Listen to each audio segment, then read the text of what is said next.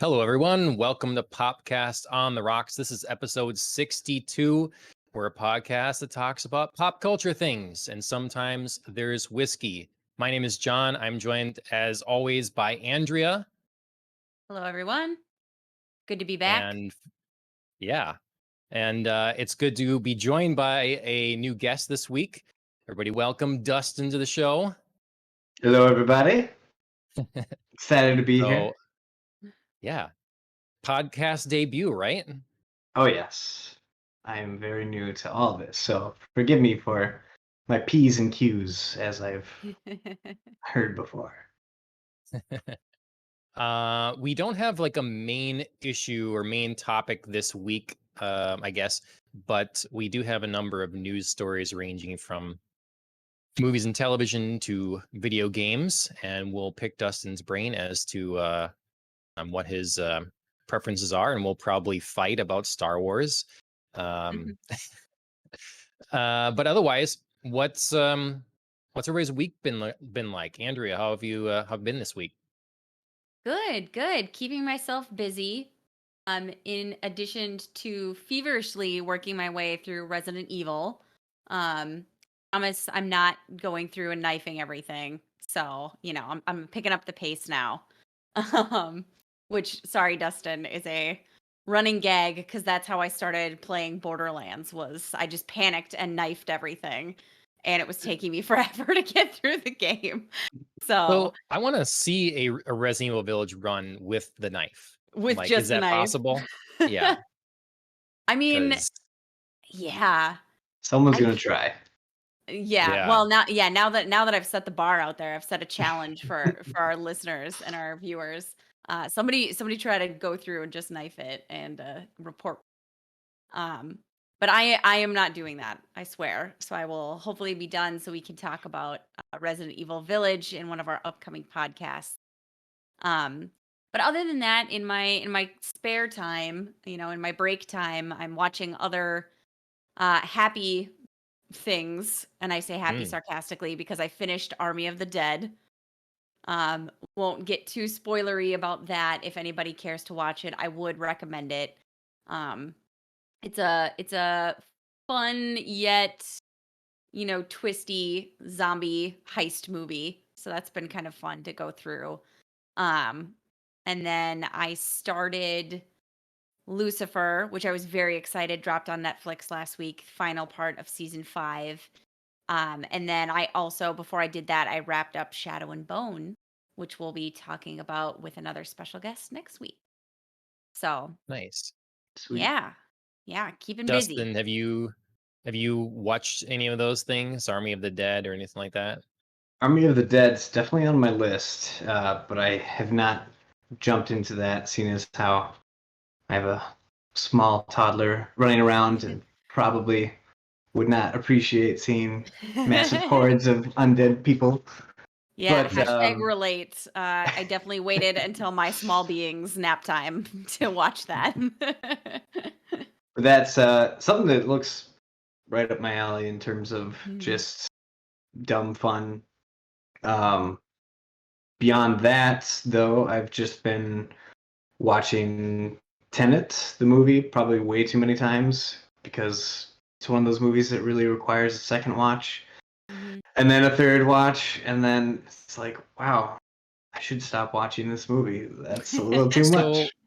does it make sense? Like, there's this YouTube channel that I watch sometimes, and the title's always Deep or Dumb, and they go through things that Oh, are trying to be impactful or meaningful or whatever, and then like, is it really, or is it just not? Is just falling on on its face? And I haven't seen Tenet, yeah. but does it succeed? Do you understand it now? It's definitely there's two parts to that movie that made me watch it over and over again. One is that Christopher Nolan now mixes his films to the point where it's like the music often overpowers what people are saying, and it gets a little Yes. bit too much, and you're like, I'm pretty sure I missed something critical there. And then the other thing is the concept behind it is so like crazy when you watch it the first time that your mind is trying to like figure out linearly what you're watching happen forward and back and all this stuff, and they drop so much information like so quickly that you're just never really focused on the thing in front of you until you've watched it the second or third time. And I think it's slowly rising in my tops for Christopher Nolan films, even though at times it's like, this is a little bit too out there, but maybe not. I don't know. Still I'd have letting to it. rewatch it because I'd just be distracted by Robert Pattinson all the time. Oh Just yeah, Rob, I can't take my eyes off you. he does sparkle a lot in this movie, so Nice. just be ready. All right. Maybe Nolan, he just in his studio, he, some audio tech just accidentally turned up his center channel. He's got like the voice. I can hear the voices perfectly clear. I don't know what you guys are talking about. Y'all's sound systems are trash. And I will say, watching it on like my iPad, which is definitely not where Christopher Nolan wanted me to watch that film, but that helped the second time to be able to hear things because those speakers Really? don't even have the capacity to like wow the low you end. to oblivion. Huh. But I still Yeah. highly recommend that movie. Yeah. So I wonder. Okay. Yeah. I don't know. I haven't tried it. I've historically liked Christopher Nolan films, though. So Yeah, I haven't it tried should it be on the either. list. But as somebody who's, enjoyed Inception, like where would this be in relation? Like mind wise and quality of the film wise. I think it's right up there with it. It's Okay. they throw a lot more concepts at you quick because it's like an espionage film on top of this like crazy thing. So like you get in a scene, they give you all this information quick fire, then you get out and you get on to the next thing because I don't have time to explain like how we got there or who this guy is or whatever. Okay. But just watching the effects alone is worth going into it, even if like you walk out of it being like that was meh. You'll still the spectacle of it is really itself worth the admission ticket. Okay. Sure. Great. Okay. Tenant. What else? What else has kept you busy this week? That I don't know if it's new, but the HBO series Mayor of Easttown, that's actually been very good writing. Kate Winslet is a rough and tumble deputy something detective. I'm not quite sure on my ranks in the town police department, but it's a little bit of a murder mystery mixed with like small town and gritty detective. It's worth a watch. Okay. I haven't I seen remember Kate this. Winslet in something for a while, but It is new. she nails it. Nice. So are you all done with that now then, or you're in the middle of it? I thought that the thing was done, but then I watched the last episode and it's like, well, that doesn't seem like an ending. So then it said new episode coming out Sunday, and we were traveling, so I just haven't had a chance to check it out. So I'm not even sure if that is the final episode or Okay. who knows. Yeah. So Okay. there's all sorts of doing well, suspense. right? Cool. But yeah. How about you? we always talk about on the podcast how it's really easy for things to get lost in the shuffle, and this is a perfect example. I remember this being advertised, thinking it looked cool, and had then completely forgotten about it. And so I still think I'm used to I'm watching television and I have the latest blockbuster thrown in my face every commercial break. I know that's coming. Can't forget about it and go see it. So. Yeah, there's definitely a lot of stuff that seems like it's coming out and you got to keep it on your radar. Otherwise, like that time where it's advertising, it's gone instantly and there's the next big thing because streaming is for sure taking over everything. Yep. So yeah, lock it down. Yep.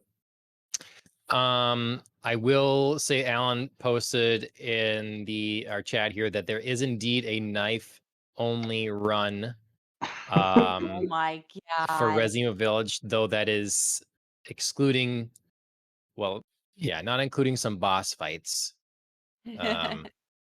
So I'm just imagining some moments, not knowing how that Oh would my god, I love work. it. But Knives Out so Andrea, achievement. I mean, you better.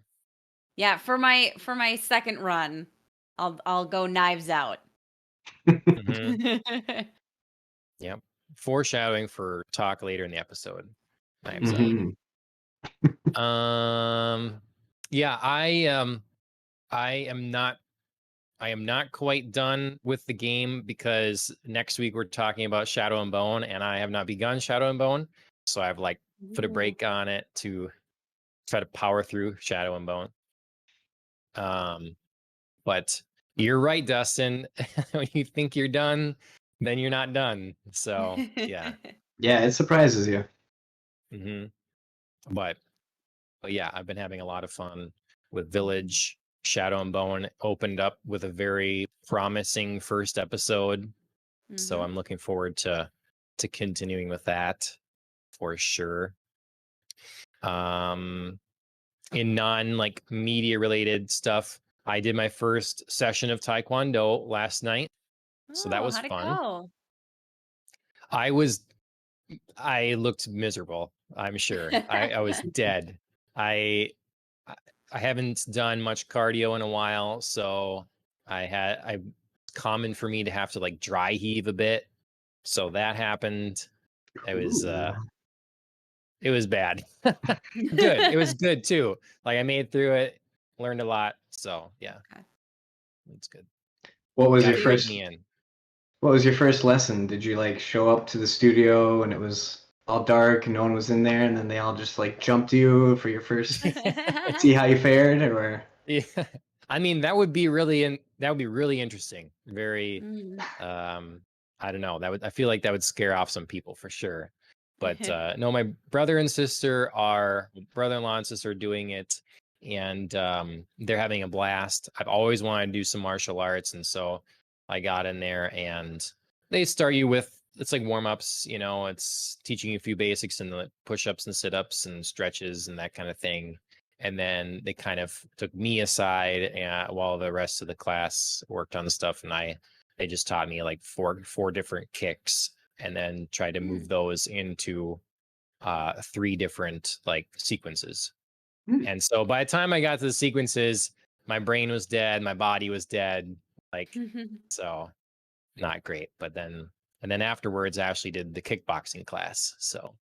Okay. So yeah. oh boy. So then it was her turn to feel the hurt. Yep. Well, at least you got to get into it right away. You didn't have to go through some Miyagi style, like doing chores first. Yes. Right.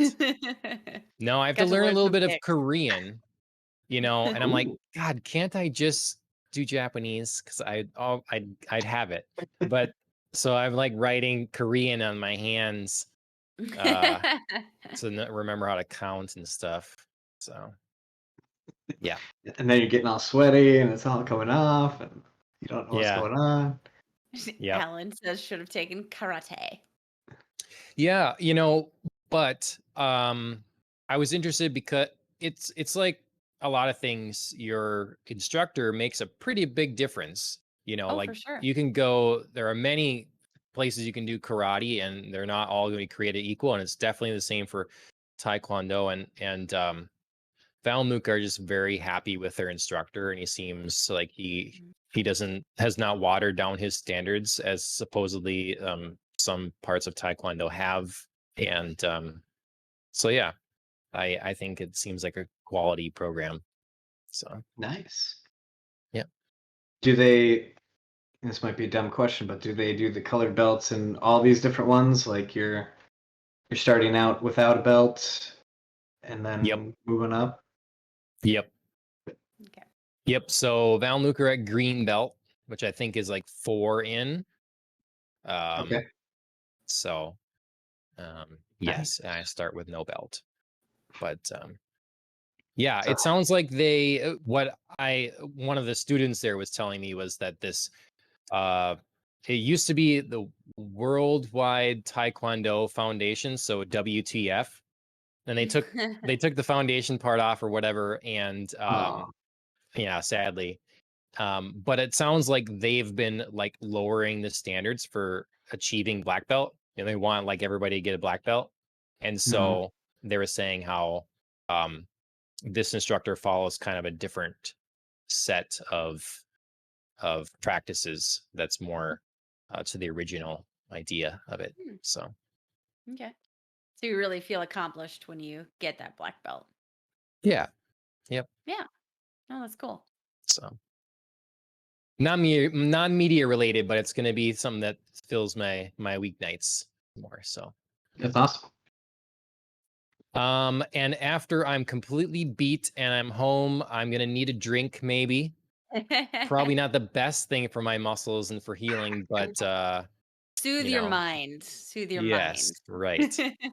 So we have lots of drink occasions now, Yes, huh? yes. Yeah, depending on where you want to look in the week, if you want to look back, um at the end of May, we had Mint Julep Day on the 30th of May, and then of course, the final day of May was Memorial Day, which I know many people, go out to barbecues and grab a good old American beer. So, that's pretty much a staple of the holiday.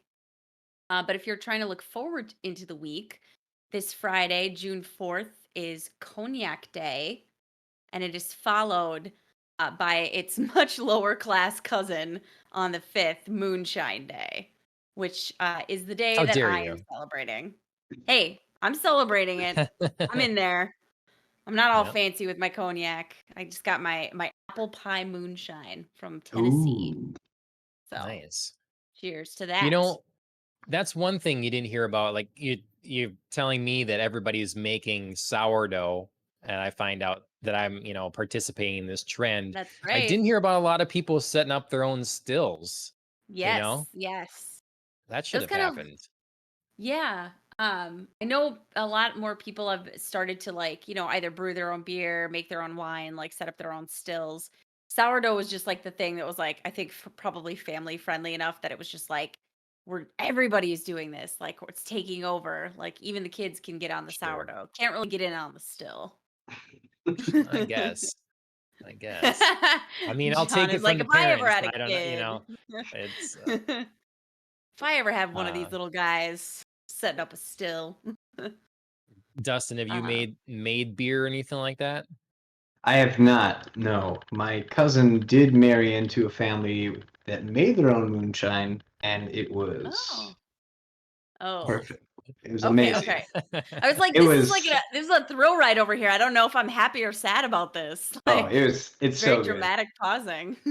He was the guy who would like everyone would come up to him after church, and they'd all walk over to his car trunk, and he'd hand out his latest batch Nice. to people. Nice. It was really good. Yeah, I don't know if he's still doing it. He might have taken a hiatus, but Okay. I told him if you ever need someone to make art for his bottling, Yeah, for I'd be labeling. the Yeah. one. All he has to Right. do is pay me in moonshine.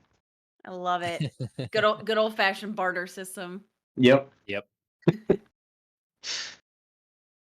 Well, are you celebrating today or adhering to any of the drink holidays? Well, I tried real hard, and by tried, I didn't really try, and so I'm just drinking a little bit of Surly Supreme, which is a new thing that I had no idea Surly made. It's just a really light ale, tart ale that almost is like on the verge of almost being a seltzer because it's so light, but it's Huh. not. Interesting. And Yeah, how is I've it? really it's like very good. fallen out of love with Okay. Surly, and like I still try to try Oh. the new stuff. I just I, I guess I'm like a child in that I'm sold by marketing as well, and the change in tone and appearance and the whole aesthetic. I just was so Mm. into what they were. And Hmm. so it's just, things change, of course, they're going to. It's just yeah, I'm into that like, you know, giant bats from hell kind of thing in my beer. So They still got that, don't they? You're talking about what's like that? darkness and stuff, right? Yeah. Yeah. I Mhm. think they're still doing that. I suppose I'm not quite sure. My friend actually he taught me most of what I know when I joined or when I got my job. He actually won the Surly Darkness contest one year. He got his prints put on all their bottles for that I year. think I've So heard that. That's awesome. Yeah. that That is was cool. super sweet. Do you remember the year?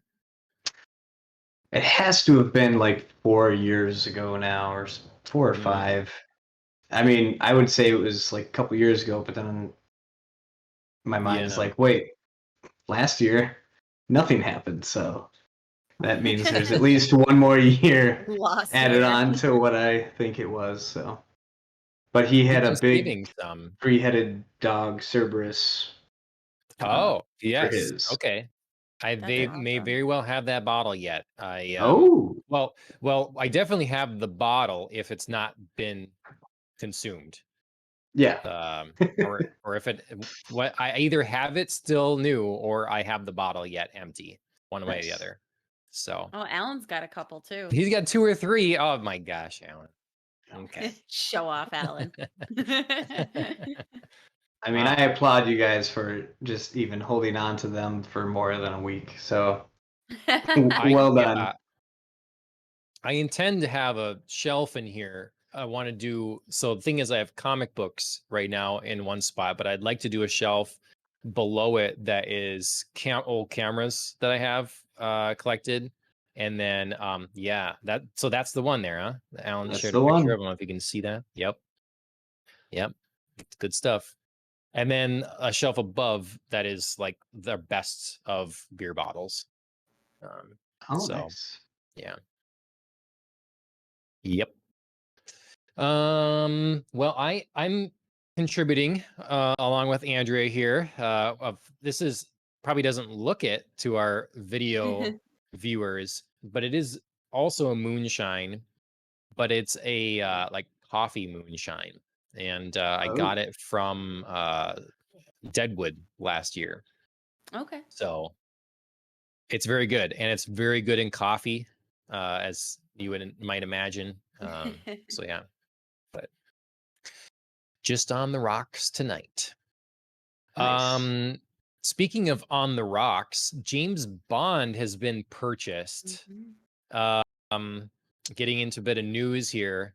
Yeah. Amazon, the behemoth, has hoovered up the company of MGM, Mm-hmm. those that own the rights to James Bond, amongst a litany of other things. Right. Do you guys have thoughts on this? Thoughts on Bond? Thoughts on all the recent acquisitions in the entertainment industry? I think the main question is why? Like, Yeah. what's he going for? He really just wants to get in on all the streaming juggernauts going on. Yeah. Yeah. Be Well, the next Netflix, you know? Somebody's do you got to mean be it. why from like Amazon's perspective or Like MGM's Bezos. perspective? I'm guessing Bezos, you mean? Yeah, I did Hmm. initially mean that, but also, yeah, why MGM are they selling because they're in trouble or they're just decided like this guy has Mm, money, let's do it. I sure. don't know. I think MGM's been like on the chopping block kind of for a Mm-hmm. Mm, while. You know, some okay. of these studios they have IP that they have not been able to um really cash in on. Like I was looking at a list of some of them: Poltergeist, Pink Panther, RoboCop, Rocky, Creed, Thomas Crown Affair, Handmaid's Tale, and Vikings. So there's a couple in Yeah. there, but like clearly the thing is James Bond, and like we haven't had our James Bond for a while. Mm-hmm. Um, like when was the last time they cashed in on RoboCop for Pink Panther? You know, uh, I don't know. Yeah, there was that RoboCop reboot. I wonder if now they'll try and reboot it again. maybe as a Yeah. series. Yeah, I could see that Yeah. working. Hmm. Yeah, I mean, out of a lot of the things listed, I could see RoboCop actually working best as a series. I Hmm. can't really see a Pink Panther series. But, who knows? They can make a series out of anything, I guess. Right. Yeah. But Well, not from James Bond. That was made very clear in the acquisition. wasn't there like a young James Bond show that is like lost in the Yeah, ether that might see the light of day again? right. And I was unclear if that was like live action or animated. Mm. Um, Yeah, I guess which I would don't be know. interesting. But that, at least that's not really what you think of when you think of Bond. Like I would Yeah. be curious about a show like that and like might, check out what it is. But at least I feel like with the terms set and how much control the family still has over like the Bond series, it doesn't feel like Bezos is just going to come in and be like, I get to make a James Bond movie. Like, no, slow your roll. Yeah, because they still have like casting and some other Yes. stuff like hold on production. So it seems kind of strange that that's like the biggest thing that people are talking about with this acquisition when it's probably like the least likely that he'll make any changes to. Exactly. Exactly. Which like I feel happy about. Yeah. I mean, James Bond series like um, you know, and when I say series, I mean the series of movies, not the other series because I obviously haven't seen it. But there's been some stumbles. There's also been some great movies recently. Could it use a fresh perspective? In my opinion, yes, but it's not going to be like Jeff Bezos and any creative team over there. So, Yeah. Well, has it been, I don't know if it's been talked about, but you know, are we going to get then what like HBO Max is doing? And so we're going to have theatrical release along with day one mhm, on Amazon Prime. Like, how is the distribution going to go? Because they've been, yeah, they were shopping around to sell the latest James Bond movie that's done and been done for a long time Hmm. to someone, like Apple. Will you buy it from us? So whoever, like buy this movie and put it on your service. And they were asking to, according to everybody else, too much. So there were mhm, no takers. So you know, I suppose they see the potential that, hey, theaters, they've been on a downward trajectory. And with this mhm, last year, obviously even worse. Like, will they fully recover? Are we fully in the streaming world? We don't need to like try to set up our own infrastructure for streaming and the whole thing that a mhm, lot of companies make a mistake of thinking. Like, I feel like you get these people in a boardroom that they're in every day and then think their properties are just everybody's in love with them. They're more important than they are. And mhm, think, oh, of course, people will pay $10 a month for all our amazing content. mhm. We're gonna show them how worth it this is. And then it's just Right. like it's another thing.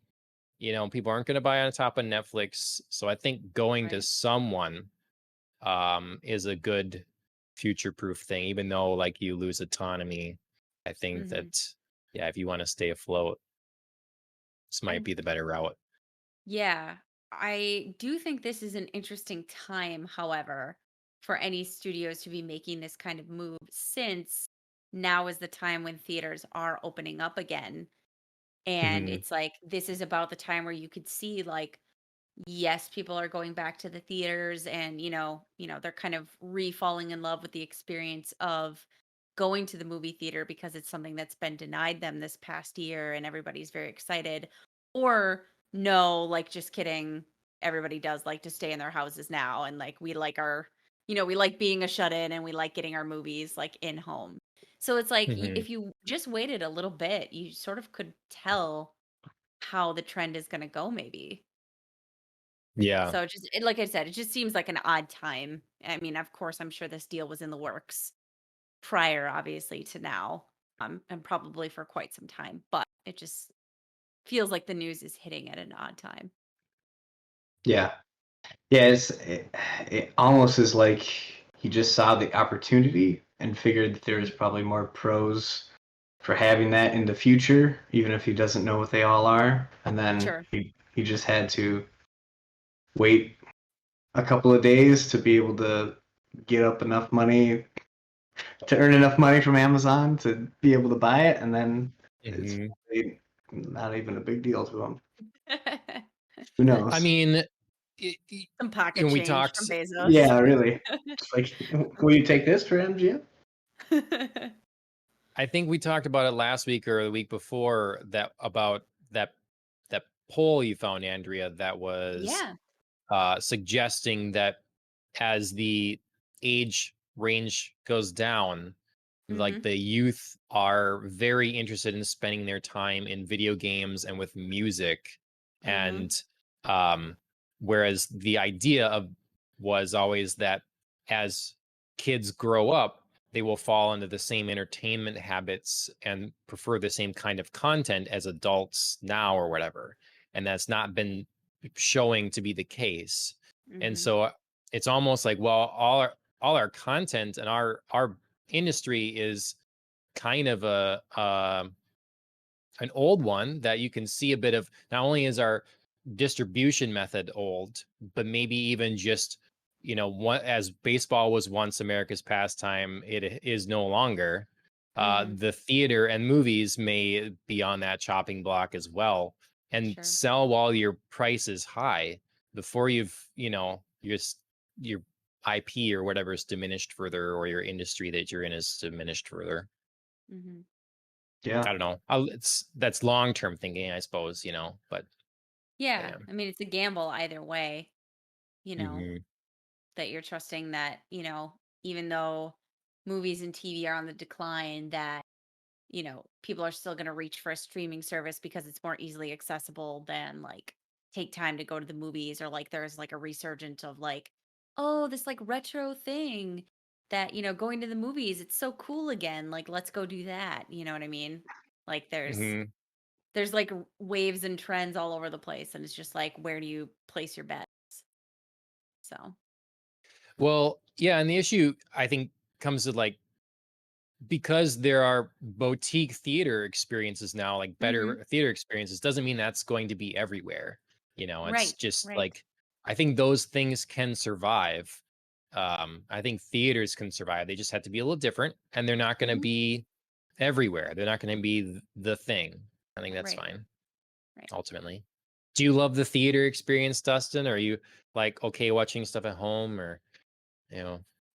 I will say, ever since I snuck onto HBO Max, I have been loving like the things that come out the same day that I wouldn't have probably given a chance in the theater.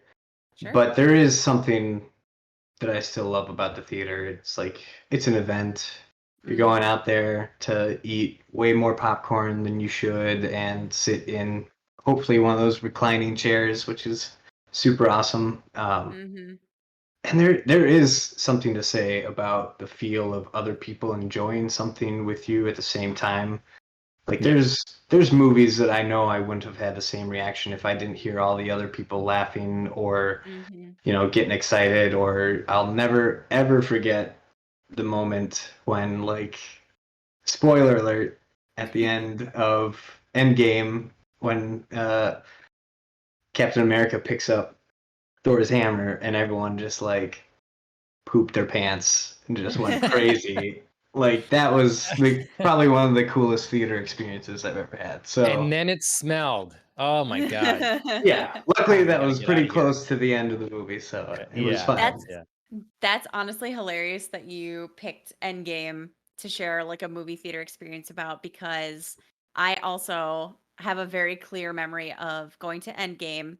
It was sadly like past, its peak, like it had been out for a couple weeks, but I was on like a family vacation and couldn't get to the theater. Okay. Um so I went to like a 9 p.m. showing, and there was like me and three other people in the theater. And I remember being in there, and also, spoiler alert, the moment when Iron Man dies. Mm. And I was just like sitting in the theater, just like crying, like tears streaming down my face. It was like so real to me. And like the other 3 people in the theater were like looking at me and I was making them so uncomfortable. Like one of them eventually came over and like handed me a napkin and was like, Wow. "Sorry." And I was just like, Wow. it was very nice of him. I'm sure he was just like, like, what do I do for this lady over here? Like, so it's just like one of those experiences that I remember, and I'm sure they do too. I'm sure they go home and like they went home and told stories about like this crazy lady in the theater was just like sobbing, like Yeah, this you was a gave them real a death. memory. You gave them a memory they'll never forget. It's great. Exactly, exactly. So we're now tied together in some weird freakish way, but yeah. Nice. Yeah. Yeah, I'm totally for the like I absolutely want the convenience as well of the Mhm. I do this with Xbox Game Pass. I try things all the time just on a whim. Yeah. That's way easier. But I am all for the live experience as well, the in-person thing. There's podcasts that I'll only listen to if I catch them live. Like I'm not gonna go Mhm. back and listen to it or whatever. I am there to listen to Right. it live. I know that they're speaking live. It's more like they're speaking to you. And if you prefer to be an insane person and interact with chat, you can.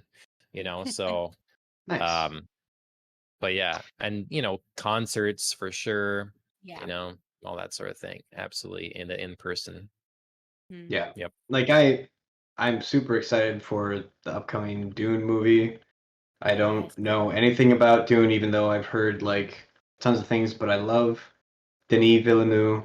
He's such a good filmmaker Mhm. that I can't watch it anywhere but the theater. I need to go and see that in the theater because that just seems like the perfect movie to take it Mhm. in with Yeah. all that in your face. Mhm. So Do we I'm know when excited. that's coming out now? I believe October or sometime around that. I Alan? w- Alan will figure it out. Yep. Andrew and I were intending to read Dune before the Yes. movie. Hmm. Um, I'd still like to but do that. yeah, Yes, see, I October kind of 1st. want to, but I October kind of 1st. don't. October 1st. Okay. All right. Mhm. I mean, I Yeah, suppose it Well, was just the first book. well, and I mean, we could the always do the first thing book. where yeah, it's still pretty thick. Um, we could always That's do what the she thing where said. I read it. I softballed that up for you, really, truly. um, but I could always read it and you don't because I feel like we have such interesting opinions when we watch things like our No. discussion a couple of weeks ago of Woman in the Window where I had read it and you hadn't. Yep. And upcoming this week, Shadow and Bone, I'm assuming you haven't read the book and Right. I have. Exactly. Yep. So, Yep. could assign me a little bit Well, of we'll get homework here, I guess. we'll get Dustin back on. So one way or another, we'll have a perspective Yes. that is not having read the books. So yeah. I Dustin's like, was exactly why I brought it up. well, yeah, I won't give myself the goal of having read it before that movie, but yeah, at first I was thinking like, okay, I'm excited because I've been hearing that it will, be the best version of Dune out there because there have been a few in the past. Right. Um, and I want to get excited while I'm like, there's something about a movie where I enjoy being dropped in and being like, now I have to figure this out. It's unfurling before my eyes. And Mhm. then Yes. there's always that feeling of like everyone says this is like one of the best sci-fi novels ever. Mhm.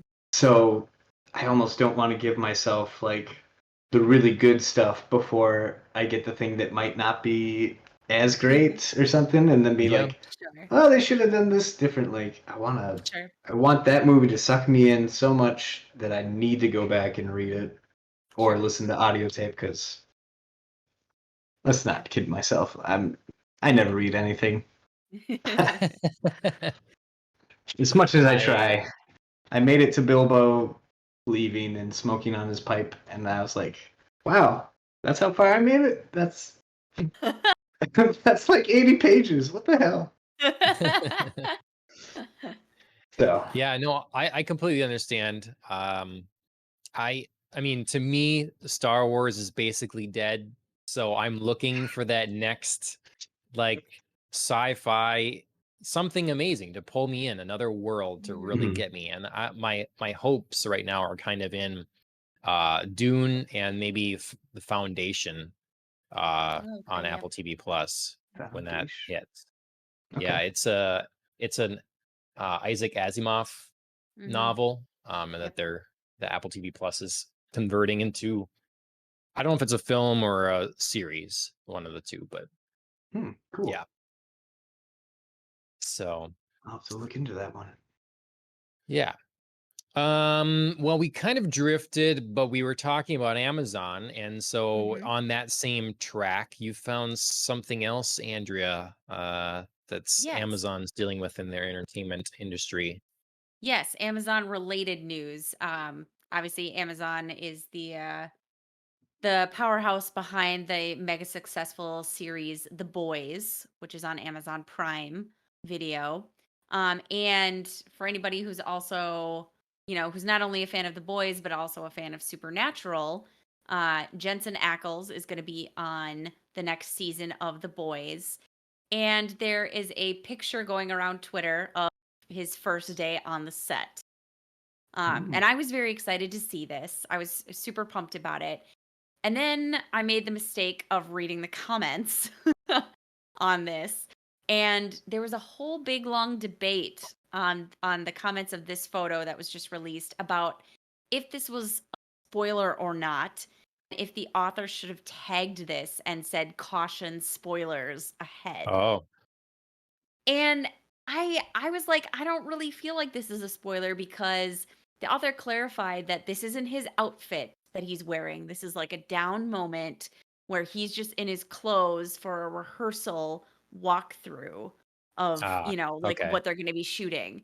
And somebody was like, "Well, I can see his facial hair and I know, what his face is going to look like now, like what his character is going to look like."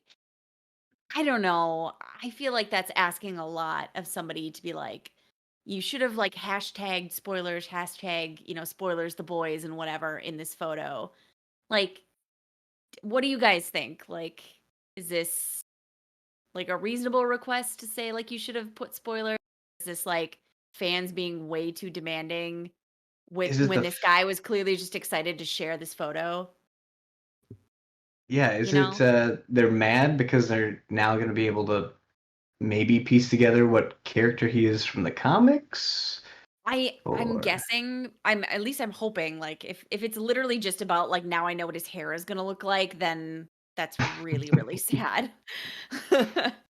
But Yeah, yeah, not. I just feel like this is like a stretch for people to be complaining that this person should have said spoilers. But I mean, I being a didn't know if maybe normie I when was it comes to the boys and not having read it, I really wouldn't know. Um, it'd Mhm, be something like, you know, if it was a Star Wars thing and you really had no idea if a certain character was returning or whatever, they try mhm, to hide them from set and whatever. And so sharing that kind right. of thing would obviously be an issue. But if you know that he's cast for the show, he's gonna be there and they're maybe keeping the role under wraps. I don't know. Yeah, I don't know. I mean, I guess it's now like fans of it have been like, oh well, now we know this character's in there, but Yeah. I don't know. Yeah, I don't know. I don't know if it's a big deal or not. Circumstantial. it definitely seems like it only really applies to anybody who is very familiar with the comics and Mhm, knows or is speculating what's coming up next. Because right. Mhm. I look at that picture and It says Right. nothing. Yeah. sure, Right. it's a guy standing there. Right. I don't Like know. I would have gotten it if it was like him in his like suit, whatever that is, like whatever, superhero Mm, suit he's gonna have or Mhm. not have or whatever, if it was like something iconic. But again, like this guy made very clear these are his street clothes that he's just walking right. through in. And I was just like, man, it just feels like a bit of a stretch for Twitter. Alan. Yeah, that is what Yeah. guys look like. Uh, Yeah. I mean, I'd agree. I think that if you're a fan of source material or whatever, and they're adapting your stuff that you care about, you always yeah. kind of need to watch out to not look at stuff like that, not look at Mhm. behind the scenes or whatever if you're worried about it, because you're going to understand Mhm. potentially, and a lot of people like that. They want to know. So, Right. So, yeah, yeah. I mean, I was just excited about it because I love The Boys, and I love Supernatural, and I was just like, oh, I'm excited about Jensen Ackles being on the show. Like, cool. Here's a picture of his first day on set. Like, how fun, and like, Mm. get you excited and amped up for the show. And then it was like a whole blow up in the comments, which you should never read the comments, obviously, but Yeah, I don't since know. I made since I made that mistake. The more I look at it, the more I'm questioning. Like, he's got his hands in his pockets. Does his character even have hands? Yeah. There's just so many questions. His hands are always cold, maybe. That's clearly Right. a giveaway. Ooh. Yeah. Yep. Mhm. Tommy Have you Frost fingers. The have you coolest watched superhero of them all. The Boys at all, or I have. I okay. thoroughly enjoyed season 1 and 2. Mhm. I thought it was a great take, even though it was written how many years ago now? I'm sure Alan will pop up some number here, but it seemed like it was very like current way of thinking about superheroes, but it's Mhm. a fairly old comic from what I've Right. heard. Right. So I was just surprised that like no one had that take on it before. Sure. And I thoroughly enjoyed it. I can't wait to see where they go with it. Agreed. I think great stories are always pretty timeless and universal. So, Mhm. it would be interesting no matter what time this is in. And yeah, it is a unique take on superheroes. One that is not only different, but seems exceedingly plausible. Mhm. Hmm. I think, it's like that you just have these people that would essentially be corporate entities. Hmm. Um, I think that that's completely possible. Yeah. Yeah, and my friends had read some of the comics, or at least enough beyond these seasons, and they said that the changes that they had made the show even better than what the comic Oh, was. nice. So I thought that was Great. kind of awesome. Yeah. Yeah. Yeah, I'm always interested as somebody who usually like reads the source material, even though I haven't read the comics. When people are of the opinion that, the show or the movie is better, which is Hmm. part of I think what I'm excited about to talk about next week with Shadow and Bone. Like, because Hmm. that was like the first thing that came out in all the reviews was like, oh, it's so much better than the book. So Oh, it's Nice. always really? fun to hear that. Sweet. Yeah, I love it when I'm justified in not having to read something. Sweet. Well, I don't know what to do for a transition that wouldn't be considered pretty toxic, I guess. So we're just gonna launch into it. Star Wars. So Oh boy. uh we Never know seen it. Dustin's a big yeah, I've never seen it yet. No, we're all pretty big Star Wars here. I think that's safe to say. Um it's so we've had it's been a while now, but Andrew and I had a very long episode, very Mhm. long talk, just all Star Wars, kind of breaking Yes. it down, and our thoughts. But you weren't there, so we didn't know your thoughts. So I thought I'd take the opportunity when we have a story in the news about J.J. Abrams interview he did, um, where he's asked about if he likes the way that they sort of handed off the visions, like changing hands for the trilogy, and if he liked that approach and whatever. And he's sort of, Hmm.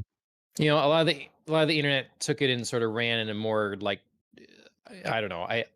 When I saw the headlines and then I read it, there were two separate things in Mhm. in ways. Yep. But he did very much sort of have trouble spitting out um, what he liked and didn't like about the process they had. And I guess before we get into any of that necessarily, what is your take on Star Wars in general and the state of Star Wars and anything you feel like sharing in that Oh regard? boy. Um, so so much. How Here, much time do we have? I can I can start you off with a very like focused question Okay. because Let's this do has it. been a source of debate between John and I. Okay. I'm interested to know Okay. where you fall on this. Okay. John's like, Let's say oh, this. it's on now. Let's say Yeah. this. Okay. Whatever Dustin says is the tiebreaker, and we have to do that. Oh boy. God. Okay. All So right. now The one of pressure's you is on, gonna hate Dustin. me forever. Pressure's Great. on, All right. Dustin. And I won't Yeah. tell you who's who. So Yeah. we've had a debate about how to watch Star Wars and Oh. whether or not you should start with episode 1 and take it there like chronologically in the Star Wars universe. Or if you should start chronologically with release date and start with A New Hope, kind of watch the original trilogy and then go, okay, now I can go back and now I can go forward. So, Is what would this you be? just the Skywalker saga, or is this also the ancillary, like Rogue One and Solo? Definitely discussed the inclusion of the other content. Mhm. Yes. Okay. One of us, I don't know if I'd say one of us has a specific view and one of us has another, but like I Yeah, know I mean, where I stand on that. yeah, I think Okay. we were mostly talking about like the Skywalker saga, but we did also talk about, of course, like the ancillary movies. Okay. Well, sorry to whichever of you I am currently defying right now, but I think I have to stick with starting out with the release date of starting the original trilogy of 4, 5, 6. Son no, of a oh my god. but Yes. I was so here's why, confident you would say the right answer. Okay, all right. Yes. Yep. here's why. No, I don't Dustin gets believe to that come on all watching the it shows. from 1 to 9 is wrong. I think that is still a great way to watch it. But for me Yes. personally, the importance of the prequel trilogy is knowing where Anakin is going and being able to see those seeds planting and how that stuff came to be. Otherwise, I feel like a lot of stuff gets lost in which you have to, or you would want to maybe go back and watch them after you see the story of Luke and Darth Vader after that. And then the sequel trilogy is a whole other thing that always comes Right. last no matter what. So I just feel like I wouldn't have really, because do they even say that his name is Anakin in 4, 5, and 6? There's a Yes. trivia question. Yes, they do. Yes. They do. Okay. Obi-Wan tells Luke about that. Definitely Yes. in like spirit form, Okay. Jedi ghost form. Yep. Mhm. So I guess I just feel like someone coming into it, not knowing anything about Star Wars, that's gonna, I mean, one of the greatest twists of all time, no one will ever deny, is in Cloud City when Luke is told that Darth Vader is his father. Mhm. And if you're savvy enough, you're gonna know that before you even get to that film, understanding where Luke came from. So it's like you're taking away some of the punch of both the Sure. prequels and the original trilogy if you're seeing everything chronologically, in my mind. Now, after you've seen them all, I've definitely gone through and watched them 1 through 9 because Oh yeah. it's fun to see it progress.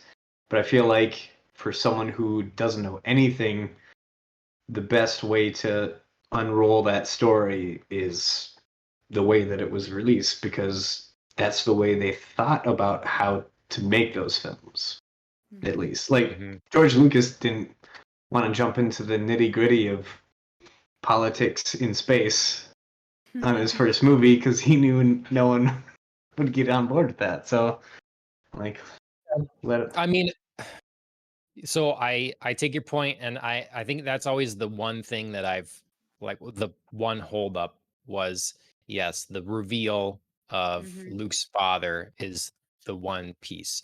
And I understand also the going through them in the release order and then wanting to see how you got there. But a Mhm. lot of things do the from the beginning, and then it's when you go back that you appreciate. So it's like Mhm. when you watch a film and you don't notice all the foreshadowing, and then you go Mhm. back and like, all those moments that were like telegraphed to me and like that Mhm. now make more sense. So it is the benefit of the second viewing, that you Mhm. definitely, you get some of those things. And with the original intent, like I'm definitely usually for the idea of like following the original intent of Lucas, but part of that is, if I remember correctly, he had his 9 films, or at least 6, and he didn't know if he was going to get to make more than one. Mhm. So he had to sort of pick, where am I going to do this? So if he had been given carte blanche, yeah, of course we want your space opera that no one is interested in, whatever. Of course we want that. Here's all this money. Would he have instead gone and done 1 through 9? Or Mhm. would he have Mhm. still chosen to start in the middle, where like I think in his mind was the core of the conflict Right. and Mhm. on the resolution and stuff, versus like the how we got there. If Yeah. so it's like, if you had to chop something, what are you gonna chop? Mhm.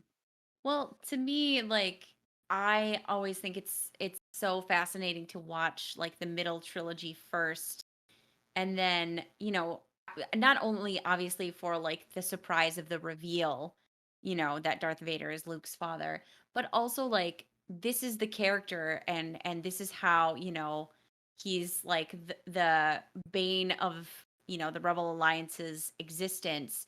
And then you like go back to the first movie and you see this adorable little kid and you're like, how do we get here? Like that's part of like the hook, that's part of the pull of like, I am Mhm. so invested to see like where this adorable little 8-year-old goes, or, obviously depending on your view, some find him annoying.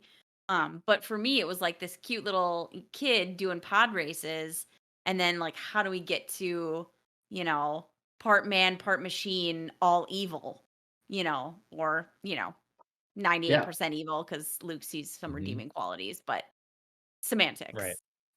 I just Mhm. thought that was like part of the hook of the first trilogy.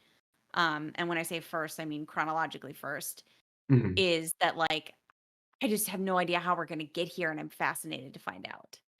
Yeah, I would say that if George Lucas did have all the authority, like he somehow gained all of his notoriety, and they're like, do it, make your 9 films, whatever you want to do, he definitely would not have done the first three, or episodes 1, 2, and 3, the same way he did, because he wouldn't have had, the audience knowing who these characters were and how to weave them back in time to see Mhm. where they got to that Mhm. point. It would have probably been a little bit closer to the original trilogy, where he's following, the hero's journey. And I mean, I know he kind of does that on his own in most of the movies, but um, Hmm. I think he would have approached it totally different, because you wouldn't be looking at that little boy being like, "That's him, that's him, dude." Like, you'd just be like, "Okay, this little kid, Jar Jar Right. Binks, is obviously going to become Darth Vader." So He's obviously already the worst. yeah,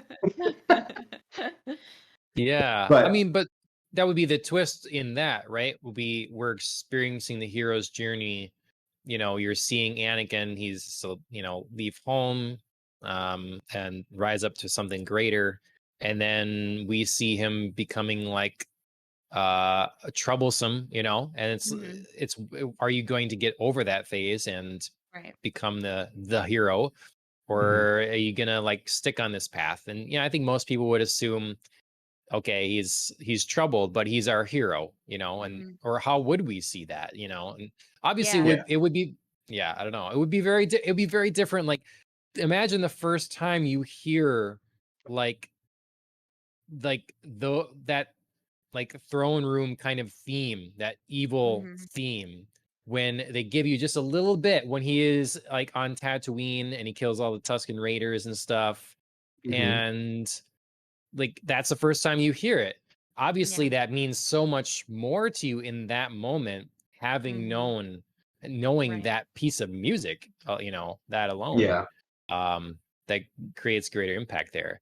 I'm envious of the person that is able to see these 1 through 9, well, 1 through 6, and experience that, Yeah. because I'll never get to experience that. Yep. And I want to know what that's like. Would we appreciate his descent like more, having it one way or the other? I think some people felt it was it's a little quick, his slide to the dark side and like turning. And I Yeah, I think mean, maybe there's some other content that gives more context, but would you feel like, oh, that's quick because we know where he's going? Or is it like, would it be worse the other way around? sure. I Yeah, mean, it's oh, tough sorry. because I feel like, unfortunately, yeah, sorry, I'll just say quick. Like, unfortunately, the first three are a bit unevenly paced in terms of his descent. Like, the third is really where like the meat of it all happens. And while that's like incredibly compelling, that movie especially, it does feel like you wish that a little bit of that could have been spread out more. Even if you had the first movie where like it was all fine and it was all good and like you're still like on the edge of your seat anticipating when that darkness is going to start creeping in. It does feel like it could have been introduced a bit earlier in the second movie just so we could like feel like it's a bit more of a believable progression rather than like a bit rushed in the third. Yep. Yeah, I agree.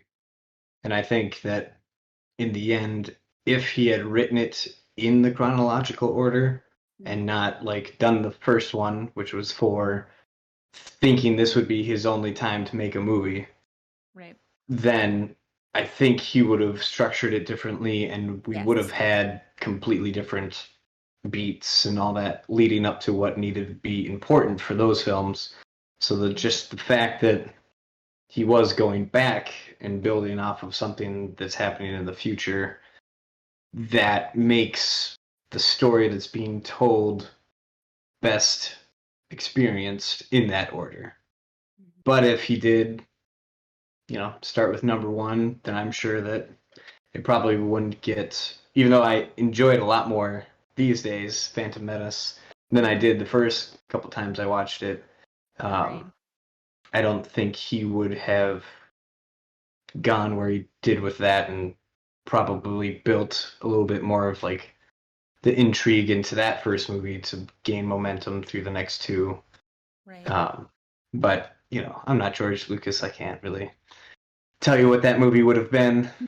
But I think just the way it turned out, that I'm always going for the most enjoyment of a film, and I feel like that's, if you have no recollection of what's going on, that would be the way to kind of go along with the surprises and climaxes, all that stuff. So Good answer. Well, Good answer. it's settled, Andrew. You win. We have a guest on, talk about, and he settles it for us. So that's the way it goes. it's great to see you all. Yeah. Sorry I can never come back again. John just shuts off your stream. I don't have that power right now. That's in Alan's hand. So yeah. Alan, you're on my side, man. Well, so you brought it up kidding. I have no then idea. that you have like view the Phantom Menace differently now than you did before. And pre-stream you had mentioned a little bit how like, yeah, the view of Star Wars and your take on it kind of shifts over time. How has it shifted over time, and why, and what do you think is behind that? Well, I would have to say that I've gained a lot more appreciation for the prequels. I should probably preface everything with, Andrea, you probably don't know my history with Star Wars, whereas when I was a young child, I knew like nothing about Star Wars other than what was in pop culture. Like I knew the Mhm. Luke, I'm your father and swords made out of light, and that was about it. Um, but my family, like no one was ever interested in it, and it just never made its way into my circle. Um, Sure. and then college hit, and I started really getting into samurai, being like, samurai's awesome. And then I found out through research that the Jedi were based on samurai, and George Lucas watched a lot of Akira Kurosawa films. Um, yeah, Alan just corrected me. I know Luke, I am your father is the But that is how misquoted it's all the spread Yeah. time. in. Yep, that's how it's Right. spread in pop culture. So yeah. I was gonna say Yep. it's like the Um, bastardization of the quote, but it's like what Hmm. everybody knows. but Yeah. it's what everyone thinks it is. Yep. Hmm. So then I was like, okay, Star Wars seems like it should be right up my alley. Why am I not like into it? And I think it might have been a little bit of like previous to college, I went to see like the prequels with my friends who were super excited. But they're like, you gotta come see this. And then I saw it, and episode one, for a kid in, what was it, middle school, I was Mhm. just Yeah. like, this is what you're into? This is like, 2001, like 99, 2001. it had Yeah. some interesting stuff, but like it wasn't anything that I was going crazy over. Sure. Um, and then the next ones came out, and it's like, okay, cool, cool, but I don't know. It just never caught me on when I was a kid, and it never caught me on the prequels. And then for some reason, Force Awakens come out. I think I'll just go see it because whatever, it's the new big movie, and I Mhm. was hooked. Like J.J. Abrams has a way of Interesting. kind of, well, his mystery box technique is like very effective, and there's a reason for that, and a reason why I probably shouldn't use it, but it did what it needed to do, and it hooked me, and I was like, okay, that gave me the bug. I went back, watched them all again. I'm like, okay, I'm in, probably too deep. So then I started watching the videos, listening to the things, getting the new Yeah. theories. Um, and then, yeah, I was, they cleared the legends, but I still like learned some of the legend stuff, and it was kind of nice to have a place to get into it because Mhm. everything else had kind of been like there's so much on it. And now it's like I literally have a clean slate that I can actually be up on this. So that was kind of nice.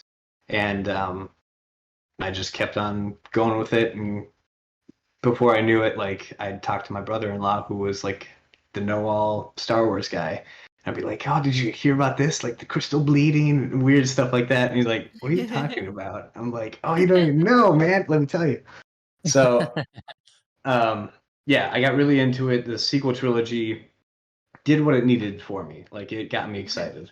Um, and I walked out of Last Jedi not really quite sure how I felt because I Sure. had such a strong like I gotta get me a lightsaber and do some backflips once I came out of The Force Awakens. But when I came out of Last Jedi, I was not quite sure, but there's still some super strong stuff in it.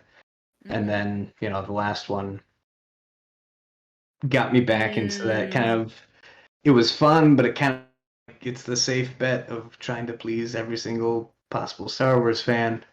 And I've let like my thoughts and feelings cool on that, and I've come to the conclusion that just like the prequels, they're not perfect. They have a lot of issues, but there's some really good spots and there's some really Mhm. bad spots. And Mhm. I'm just gonna love the stuff that I love and not worry about if it destroyed my childhood because I never had a childhood with it. So maybe that helps as well.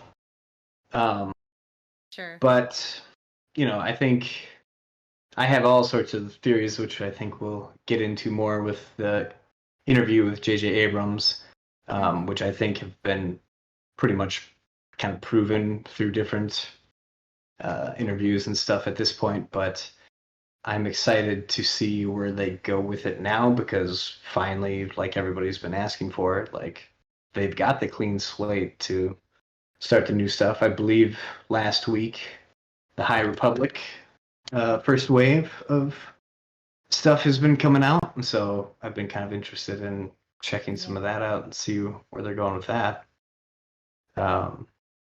What was the question again?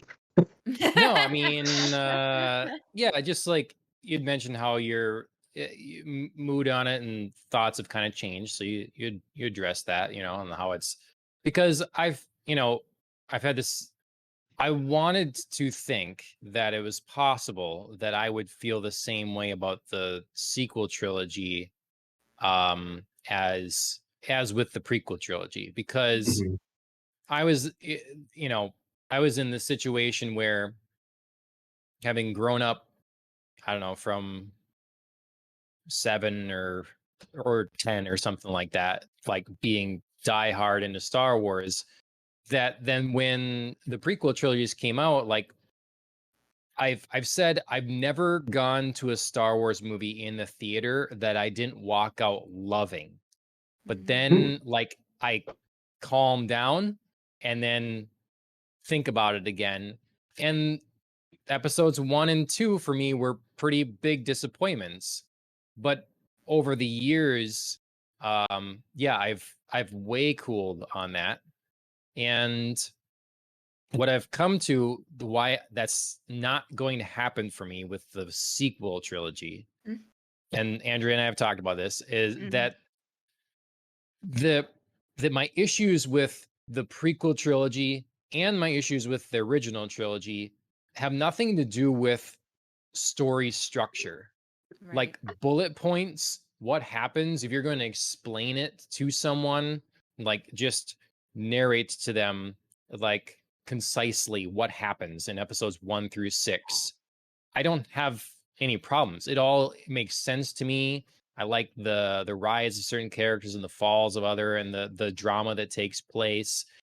Um, and then I get to the sequel trilogy, and I have major problems with the structure, because the sad thing is the production value of the sequel trilogy is far and above. I mean, it's impressive. The Mhm. Mhm. visuals, the cinematography on some things are Mhm. just better than anything Star Wars has done before. Mhm. There has every right to be the best Star Wars, but it can't be because they shit on so much. Because Mhm. the story I no longer approve of the general story. So whereas I could have issues with small things, acting, unnecessary characters, whatever things in the past, I can't overlook the big parts that I have Mhm. problems with Mhm. in the sequel trilogy. Mhm. Mhm. Mhm. Yeah. Yeah. And, and for me, sorry, just to quickly interject, for me, like the problem with the story isn't that, like, oh, I think they should have taken this character another way, or I demand a rewrite of this particular incident, or that kind of like nitpicky thing. It's sort of like I have issues with the inconsistency of the story, of the back and forth, of the we're going to take this character this way, just kidding, we're going to take them over here, just kidding, now we're taking them back. You know what I mean? Like, it's the whiplash that I get with the story, rather than like, how dare they write, in episode 8 and in The Last Jedi, how dare that they write that Luke dies in this particular fashion. Like, I would have much preferred X, Y, and Z to happen. I don't want to get that specific about the story. It's that I was taken over here, and then this director took me over here, and then JJ Abrams came in the last part and tried to take me back over here, skipped like 6 or 7 major plot holes to make it happen, and the storyline suffered. So Yeah. so I don't want to be like, oh, I'm like one of those fans who's like, how dare you like make this storyline this way? It's like, no, if you were gonna Mhm. make the storyline this way, you can't like, just conveniently skip over X, Y, and Z to get there. Yeah. Yeah, I completely agree with you. I think number one, me understanding how the sequel trilogy came to be the way that it is and Mhm. how disjointed it feels isn't really like an excuse for Yeah. it's like it's okay for that, whatever. But I do understand that it was Mhm. almost it was flawed from the get go, Yes. for It's an multiple explanation. reasons. It's the production of it was, and I understand why they kind of thought this way of like, okay, we need to start this off, and we need to get 3 different directors to kind of do it and take the story where it needs to go, because George Lucas kind of did that where he did write it, but then he had some help and he had different directors for the original trilogy, and of course they're trying to always recreate that same magic that the original trilogy can have. So they're like, we gotta have an entry point for people who have never seen it before. And I'm not gonna lie, J.J. Abrams is probably one of the best people for just getting people invested in the start of something and then running away. Because I think he's kind of proven that he does that with all of his stuff. Like, he started up Star Trek, he did Lost, everybody was into that. But he's never really like finished anything. And his whole mystery box technique that I've looked into on writing techniques, like, it's great. It's for the power of imagination, because the things that you can think of are infinite when they don't have anything to stick to. And that is so powerful for somebody. But the problem is when that becomes the focus, now you have to answer those questions, and that gets messy. And all he did, he laid the foundation, which was the original plan, to basically, let's make you as interested in this franchise as possible, and then we'll pass it on to the next 2 directors and writers to figure out where that story takes you. And so he basically opened up a whole world of questions, especially with Rey's lineage. And then they gave it to Rian Johnson, which I love Rian Johnson, so I was super excited for him to write this, because his other films are great, and I know that he's a great writer. Yeah. But, and I will defend Last Jedi a little bit. Like, it's got its moments, and it's pretty much, you split the film down the middle, and anything with Kylo Ren and Rey I love, and anything with the other characters is kind of like, why am I watching this? But we won't get too far into that. But basically, I think that they gave Rian Johnson like blank slate, like, here you go, run with it, see what you can do. And he's like, I'm gonna make my movie, I'm not gonna like worry about this stuff. And I was fine with that, but then they freaked out because everybody also freaked out, and then they put the reins on hard of like, we got to make sure this third one makes everything work, everybody's happy at the end. And I honestly think the way that movie is paced for the third one is like, he just decided, okay, I'll tweak a couple things to make my next 2 movies that I would have written happen anyway, because that's like 2 movies in one. And the ending was kind of always doomed because they didn't give it enough time to build in any way that like felt important.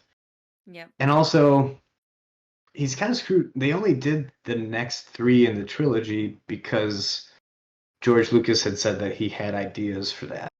But like, they destroyed the Emperor. They did like the biggest thing in the galaxy, basically. I don't really know what George Lucas had in mind, but I'm not quite sure how you can do what can be more climactic and crazy than like literally the rebels overthrowing a gigantic imperial government and military.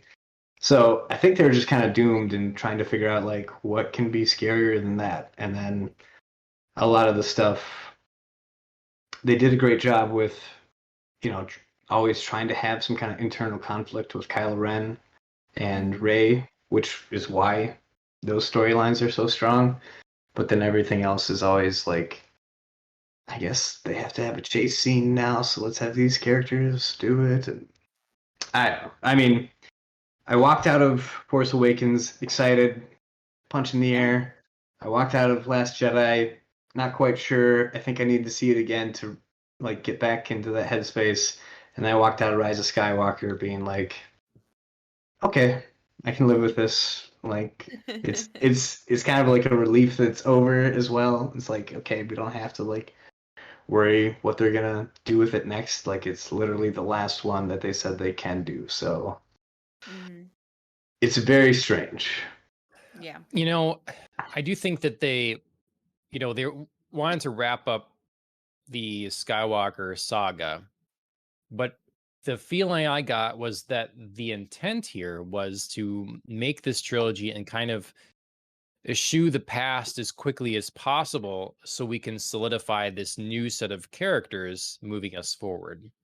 And so I Mhm. think that it's kind of a sign of how things win. Like obviously the movies made tons of money and they're monetarily successful.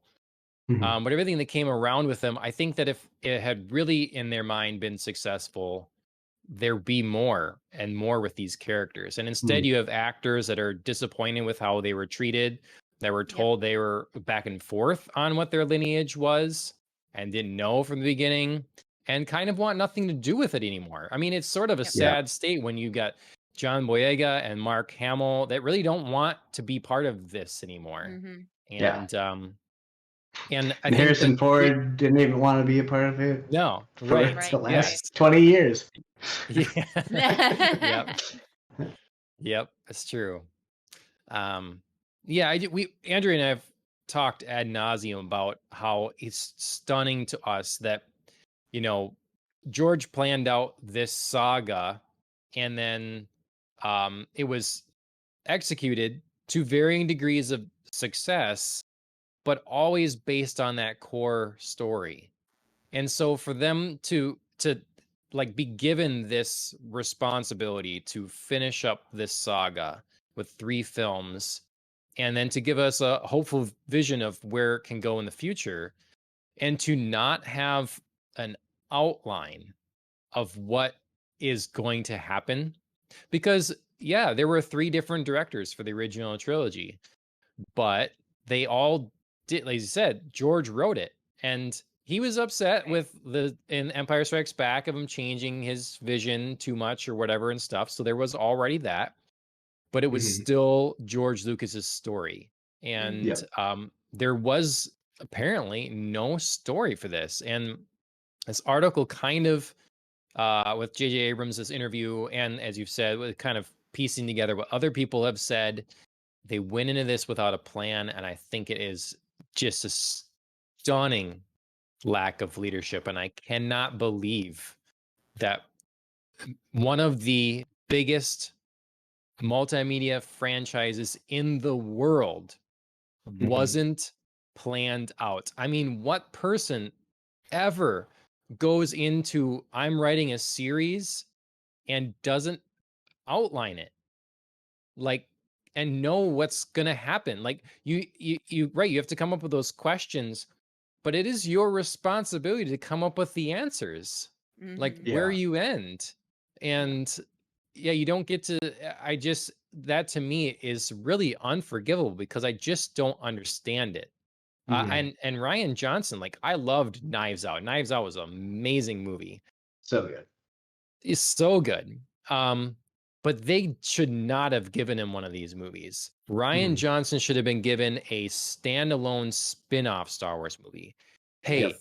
Star Wars universe, you can't add like crazy meaningful lore, but you can tell it anywhere in the Star Wars universe you want. Hmm. Here's like the existing lore that you get to work with. Make your thing, you Mhm. Right. know. And How that fun could do you have guys? been really cool. Yeah. How fun do you guys think it would have been if like he would have been given solo? You know what I mean? That yeah, maybe. Yeah. But it's so much it's so tied. Like I really think he wanted to tell his story the way he wants to tell it. And I think he's said as much that he really doesn't care about the canon, the larger scope Well, of anything like that. Like it's not his priority there sure, is to sure. And I totally get that. I'm just like thinking about the movie Solo. Like there were so few parts that really had to tie in. Do you know what I mean? Like there were so like very few things that needed to be accomplished. Like basically it's like Han Solo meeting Chewbacca is like the yeah. thing that had to happen Do you know what I mean? Like there was just so much of that movie that I'm like, this has almost no bearing on, Yeah. what people would think of as canon Star Wars. Like I just think it would be like his type of movie, his type of character to write.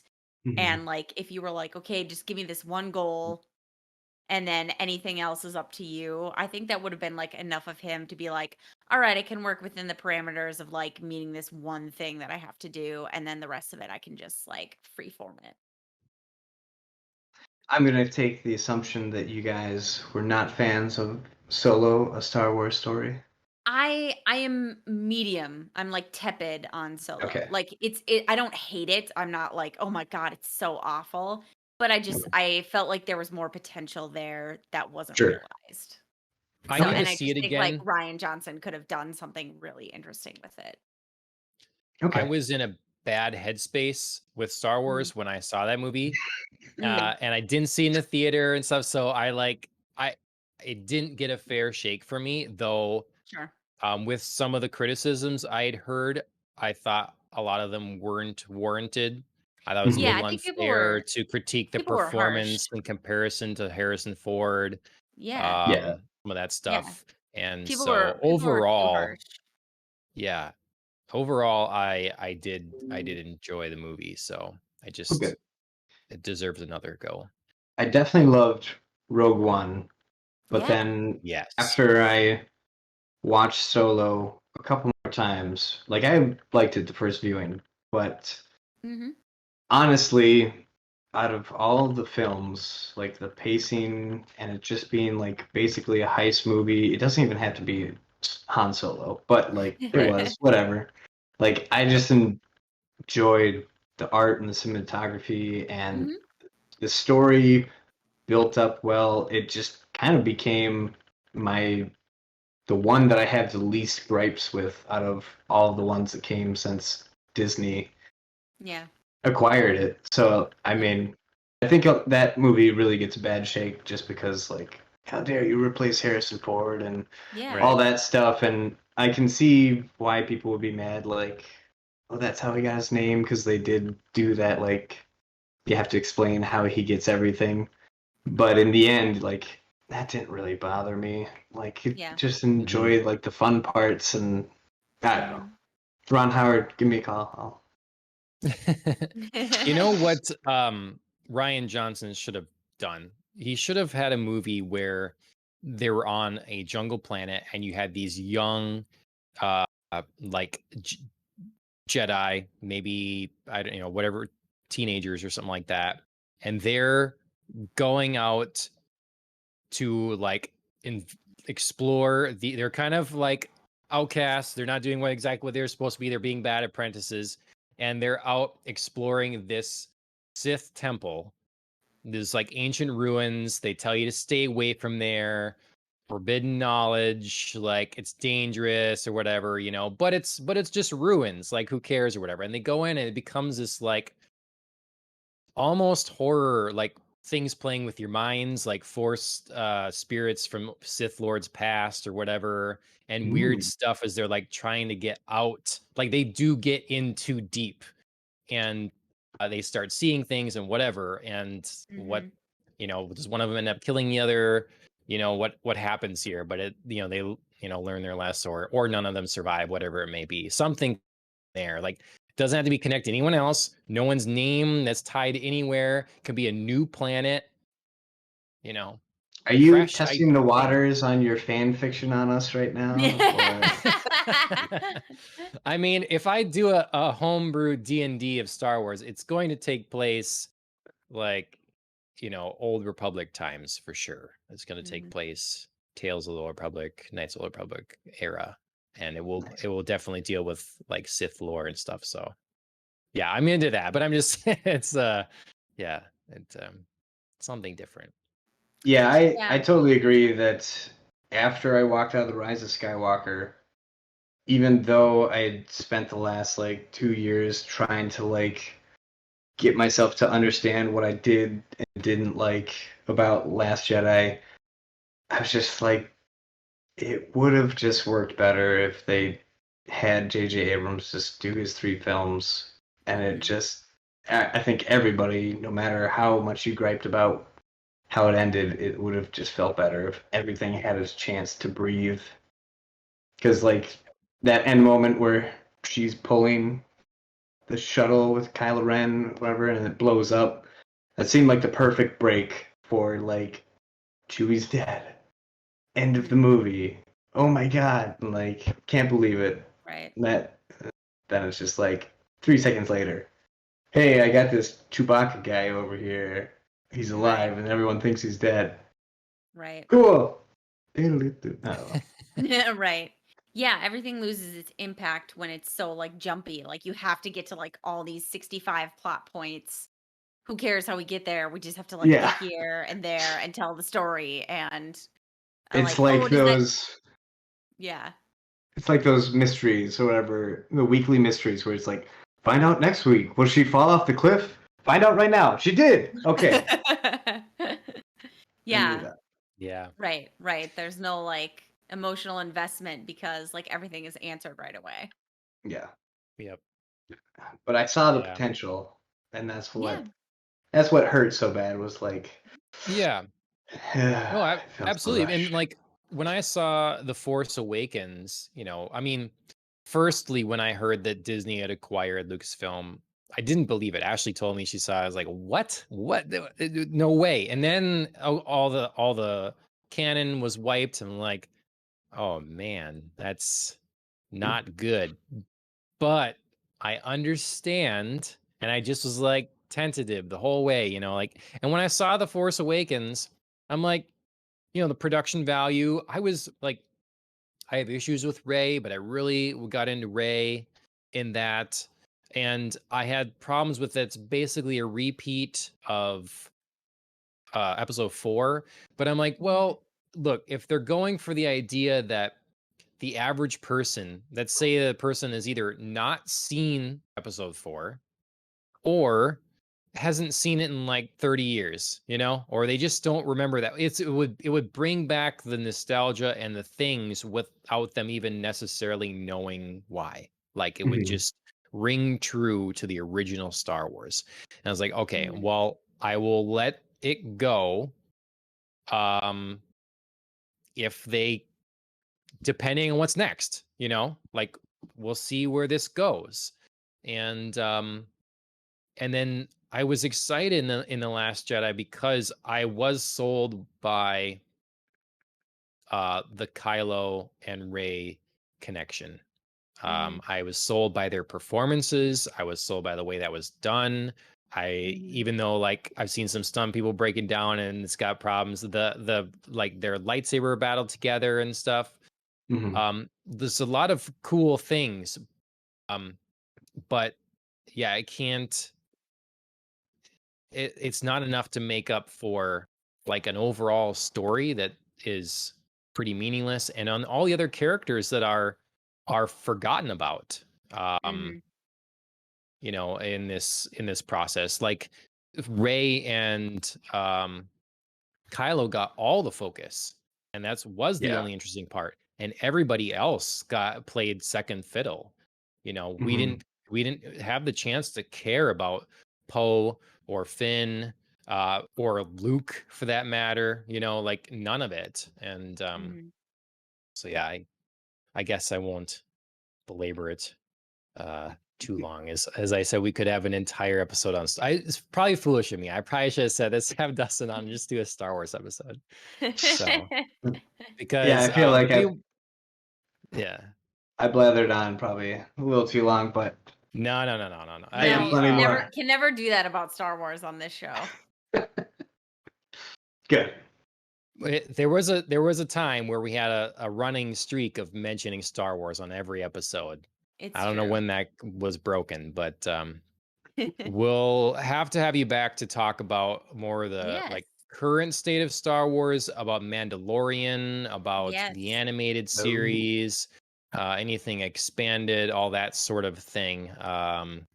Some other time we'll have to delve into that as well. So Yeah, sounds good.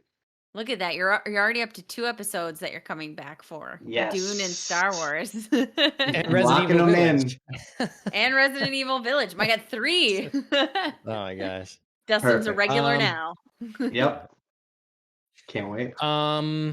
Okay, so I don't want to let's see. We'll see where this goes. We don't have to. This next one shouldn't be too long. Mhm. I did just want to see what people's thoughts were on anime, and it can, Dustin, if you're not as much into this, you can talk about other adaptations, but there was a poll done in Japan that seemed to largely suggest that fans would most rather their anime or manga was just not adapted into live action form. It's like, Yeah. what of these would you like to have to see Hollywood make into a live action film? And their answer is, they pick some, but ultimately it's kind of, well, just none of them. Just Mhm. leave them be. And so, one, are you into manga anime? Do you have a preference on like adaptations? And like, can this apply to other things that you've read or something like that, comics or whatever? I have watched anime.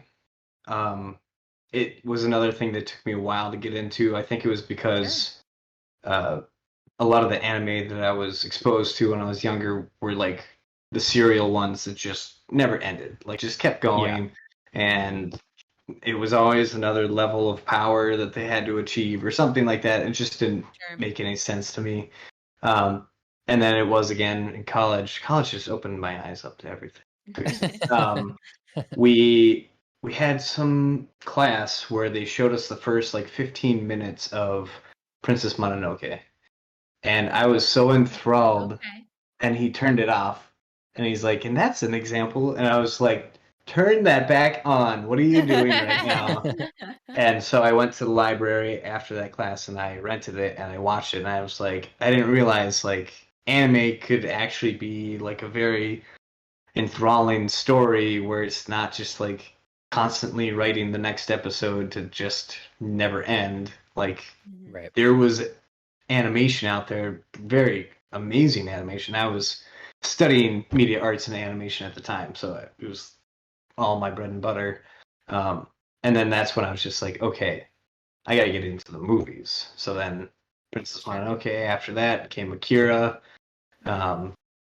Then I don't know, I went down the rabbit hole of all those movies. Who knows which ones I was watching, but that's what really opened my eyes up of like, okay, this is a serious medium of like very interesting stuff and not the Pokemon, Digimon, Yep. whatever kind of other mons there were. Slander of Pokemon, well, not have it. Wait, I did watch a lot of Pokemon, but I was just, Same. it Yeah. was that thing where it just never ended. Like you could always go, and Right. I don't even remember there being an overarching story or character development. It was just Right. Brock loves girls. Misty is always mad, Mad. and Yep. Ash and Pikachu are bonded by the soul and will never die and always be 15 You or got it. whatever. Perfect. Yeah, so Excellent summation. yeah. Mhm. So I can't say that I've seen like a lot of series. I did watch some of Bleach, but Yeah. just like with everything, it kind of gets to the point where like they just don't end it, and Yep. then that's when I lose investment. Like I love Samurai Champloo, Trigun, because they had something to end it on. I mean, this is all Yeah. an episode about you gotta plan your stories. Yep. If you don't, Yeah. Yep. then you're just flying by the seat of your pants, and I can't stand that kind of stuff. But For sure. for sure, Samurai Champloo, so good. I love. Show and tell. I've got my Trigun right here. Oh yeah, Nice. My Japanese import. Yeah, there you go. Nice. it's pretty nice. I got Blu-rays of Samurai Champloo. I still keep like, I don't have much physical media anymore, but I do keep some certain Mhm. anime ones around. So Yeah, I feel like I've gotta figure out get those primo ones like Shampoo and stuff like that, just so that I can always go back to them if I want. I was huge into Afro Samurai, at least the first season. The second season I really didn't care for. But I don't need to go into, I guess, everything I've ever seen, but in terms of adaptations, I think animes themselves are super hard to adapt without coming off as hokey. Because, like, I've seen trailers for the things like, what was it, Full Metal Alchemist and stuff like that, and it's like, yeah, it's got a budget behind it, but probably not as big of a budget as you would need to, like, really sell those settings and effects and stuff. And I think it just, if you're really into it and you want to see the adaptation, I don't think it's ever going to live up to what came before it, because you're trying to cram everything into a different timeline, and then just the medium of live action. Yeah. You got to do things just right, otherwise, like, I mean, some of the crazy stuff to translate into live action is just like, it looks cool when it's drawn and animated, but putting that on a guy, like, that just looks super weird. I don't know. Yeah. No, I was thinking about that because one of the conversations we had a few weeks ago was about Castlevania, the animated series from Netflix. And one of my favorite episodes involves a lot of animation of the main character Trevor's whip and how it like changes into 16 different lengths within the episode, within this battle. And it works because it's animated and it looks amazing.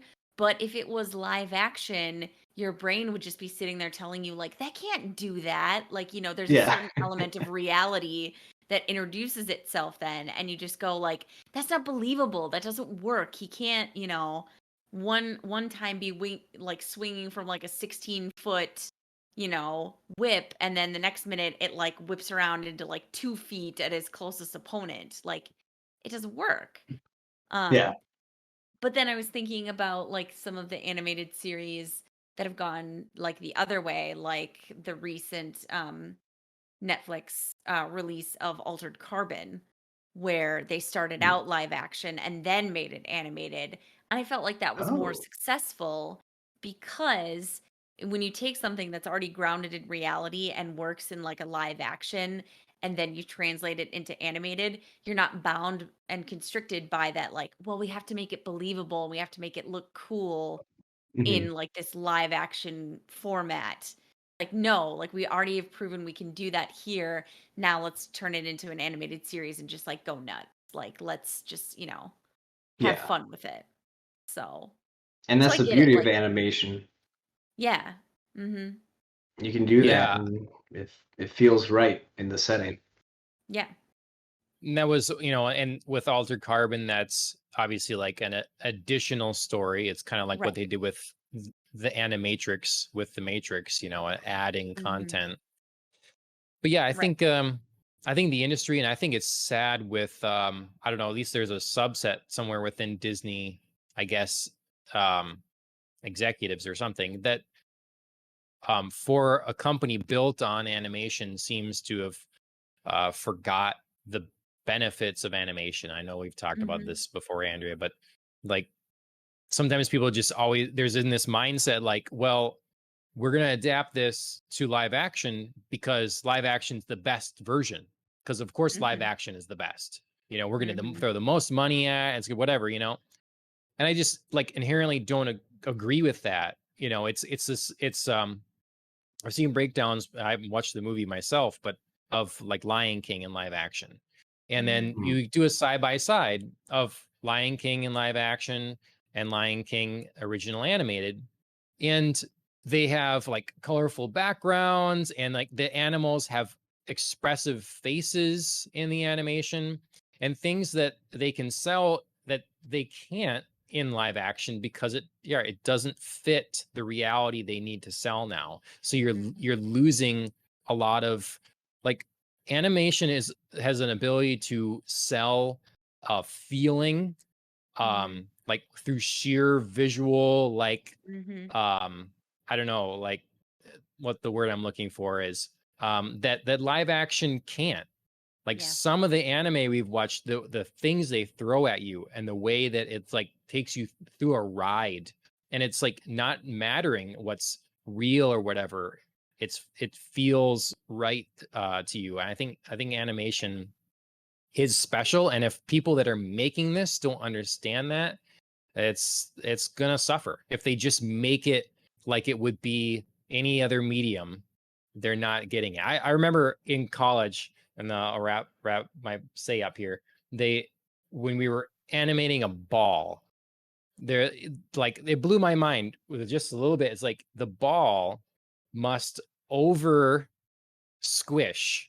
Like when it's gonna bounce, it has to overcompensate like what it would then from what it would really do, because it doesn't look right otherwise. It somehow looks Oh, stale. sure. Like Yeah. it needs to imitate and sell to your brain that it's real and not Mhm. necessarily be real. And Sure. that right there, like, was everything. I would see animation differently from that.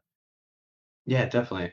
Yeah, the 12 principles of animation from like the Disney greats was one of the first things that we studied in college, and it really is like it almost doesn't matter what you're drawing or how it's drawn. If it sells a feeling when you look at it, Mhm. you've done it successfully, and that's Sure. that's the layer on top of everything. And Lion King is a perfect example of that, where it's like, yes, it is that they tried to make it look so realistic that they couldn't do the facial expressions before, but it's also everything on top of that of, the backgrounds, the characters, everything is designed in a certain way. Like character design is so important. Like you look at all of the Disney villains in any of the 2D things, and they're so strong. Like you can Mhm. get a sense of what that character is just by seeing a Mhm. still image. And then if you look at a lineup of all the lions in the live action Exactly. Lion King, it's like, yeah, that's a lion.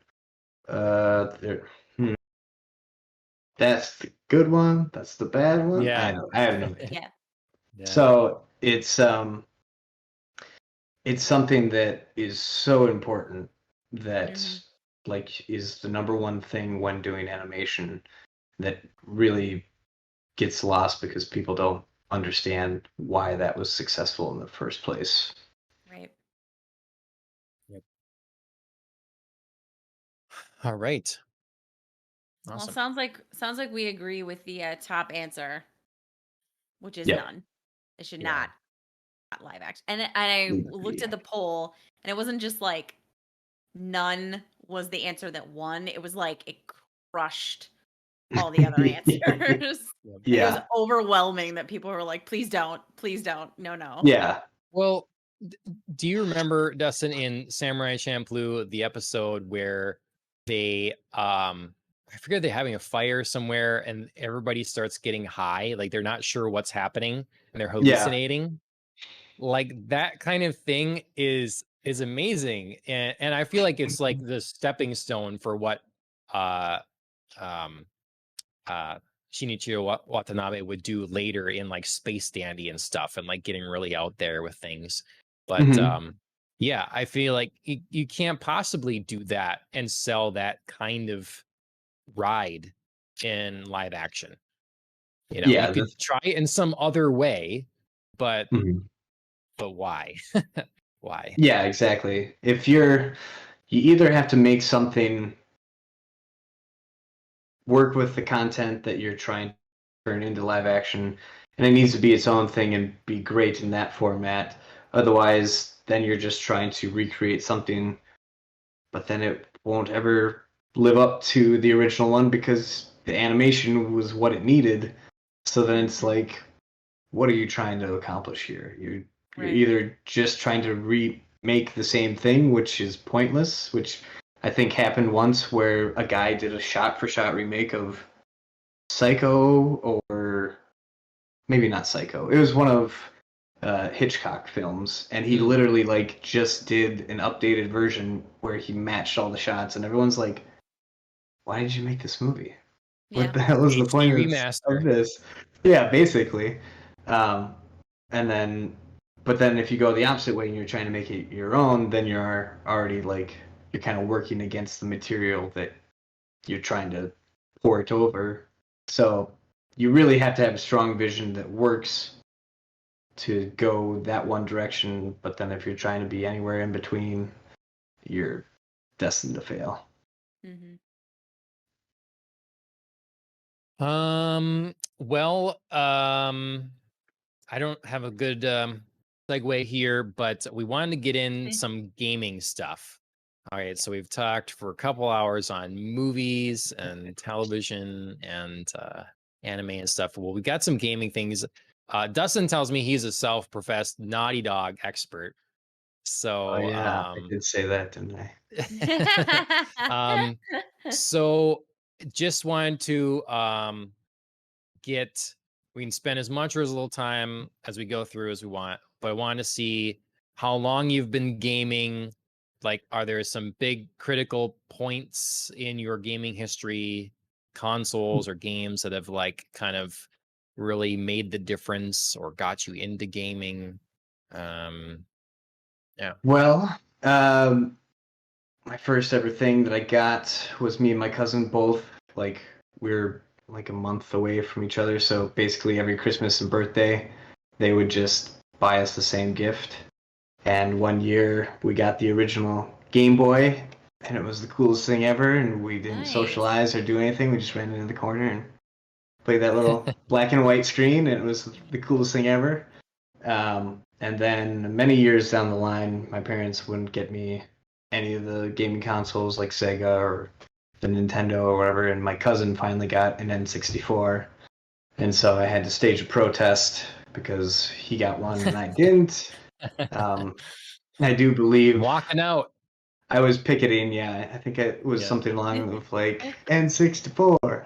He got one, I want some more, or something like that. Anyway, apparently that Great worked. slogan.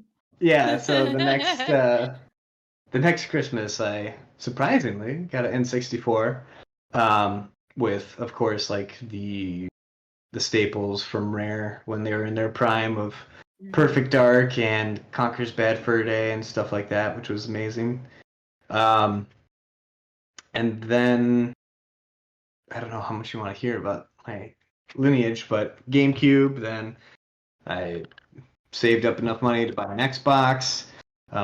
Mind you, these are always like 1 or 2 years after it's come out, so it's like Sure. I'd always get the thing, and then I'd have a whole slew of games that were in the discount shelf to go through, which was amazing. Then got the 360. That thing died a couple times on me.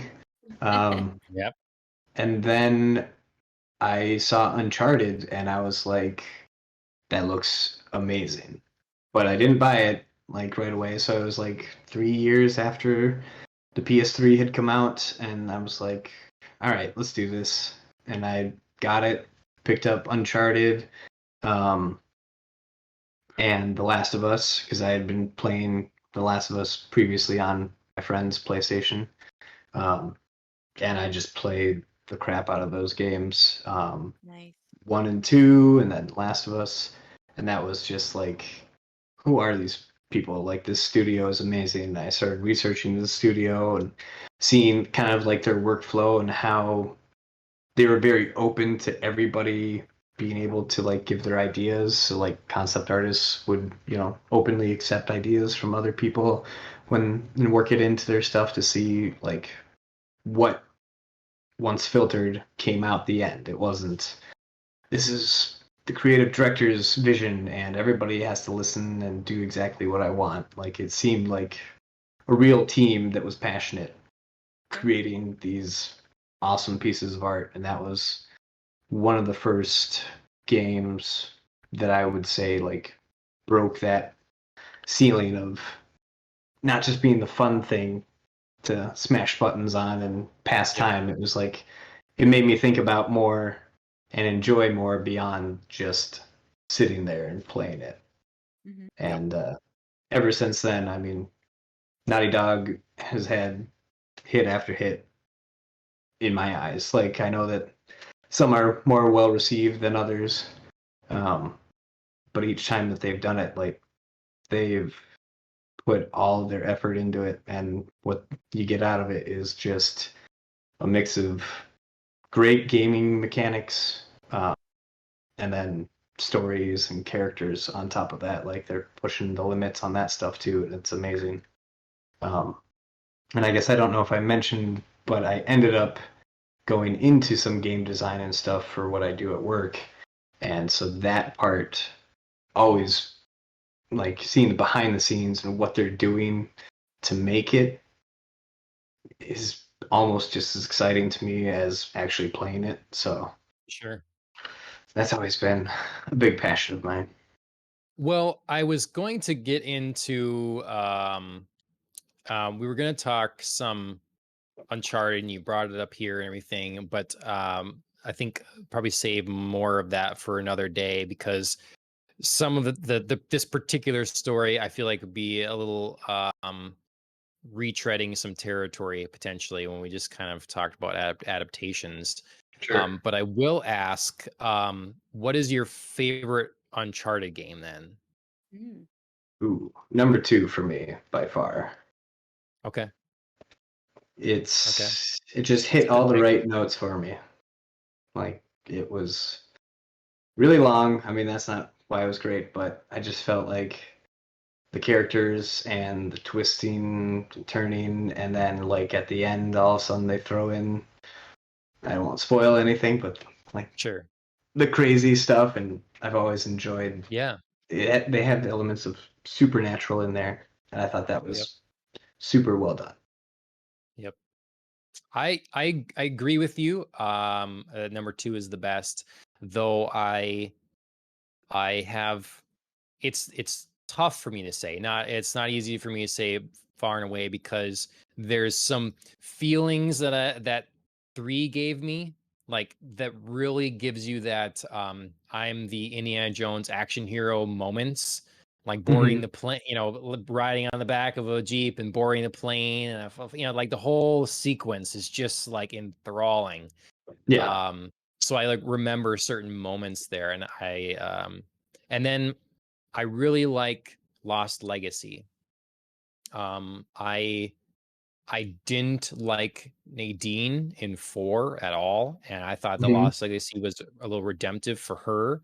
And Hmm. I've always been a fan of Chloe, and I thought I was nice to see her breathe a little bit. And then it was refreshing to me because I didn't like 4 as much. It stretched on too long, and Okay. it lost some of the charm and fun that the first trilogy did, the original 3. And I think that Lost Legacy, even though it like tackled some more serious things, just in its brevity and bringing in Sam and stuff, like felt more Uncharted to me. Um, Yeah. Interestingly enough, because it didn't have Nathan Drake in it. So yeah, Yeah, it was a great way to like introduce these characters you just get kind of a taste of in the other games, and then giving them something that was just as meaty in terms of like development and stuff like that. And like they yep, obviously cared enough to make that ride through that game interesting, and not just be like, all right, hopefully they pay $20 for this and you just drive around and shoot people or something like that. They yep, really wanted it to be a part of the franchise, and it yep. worked.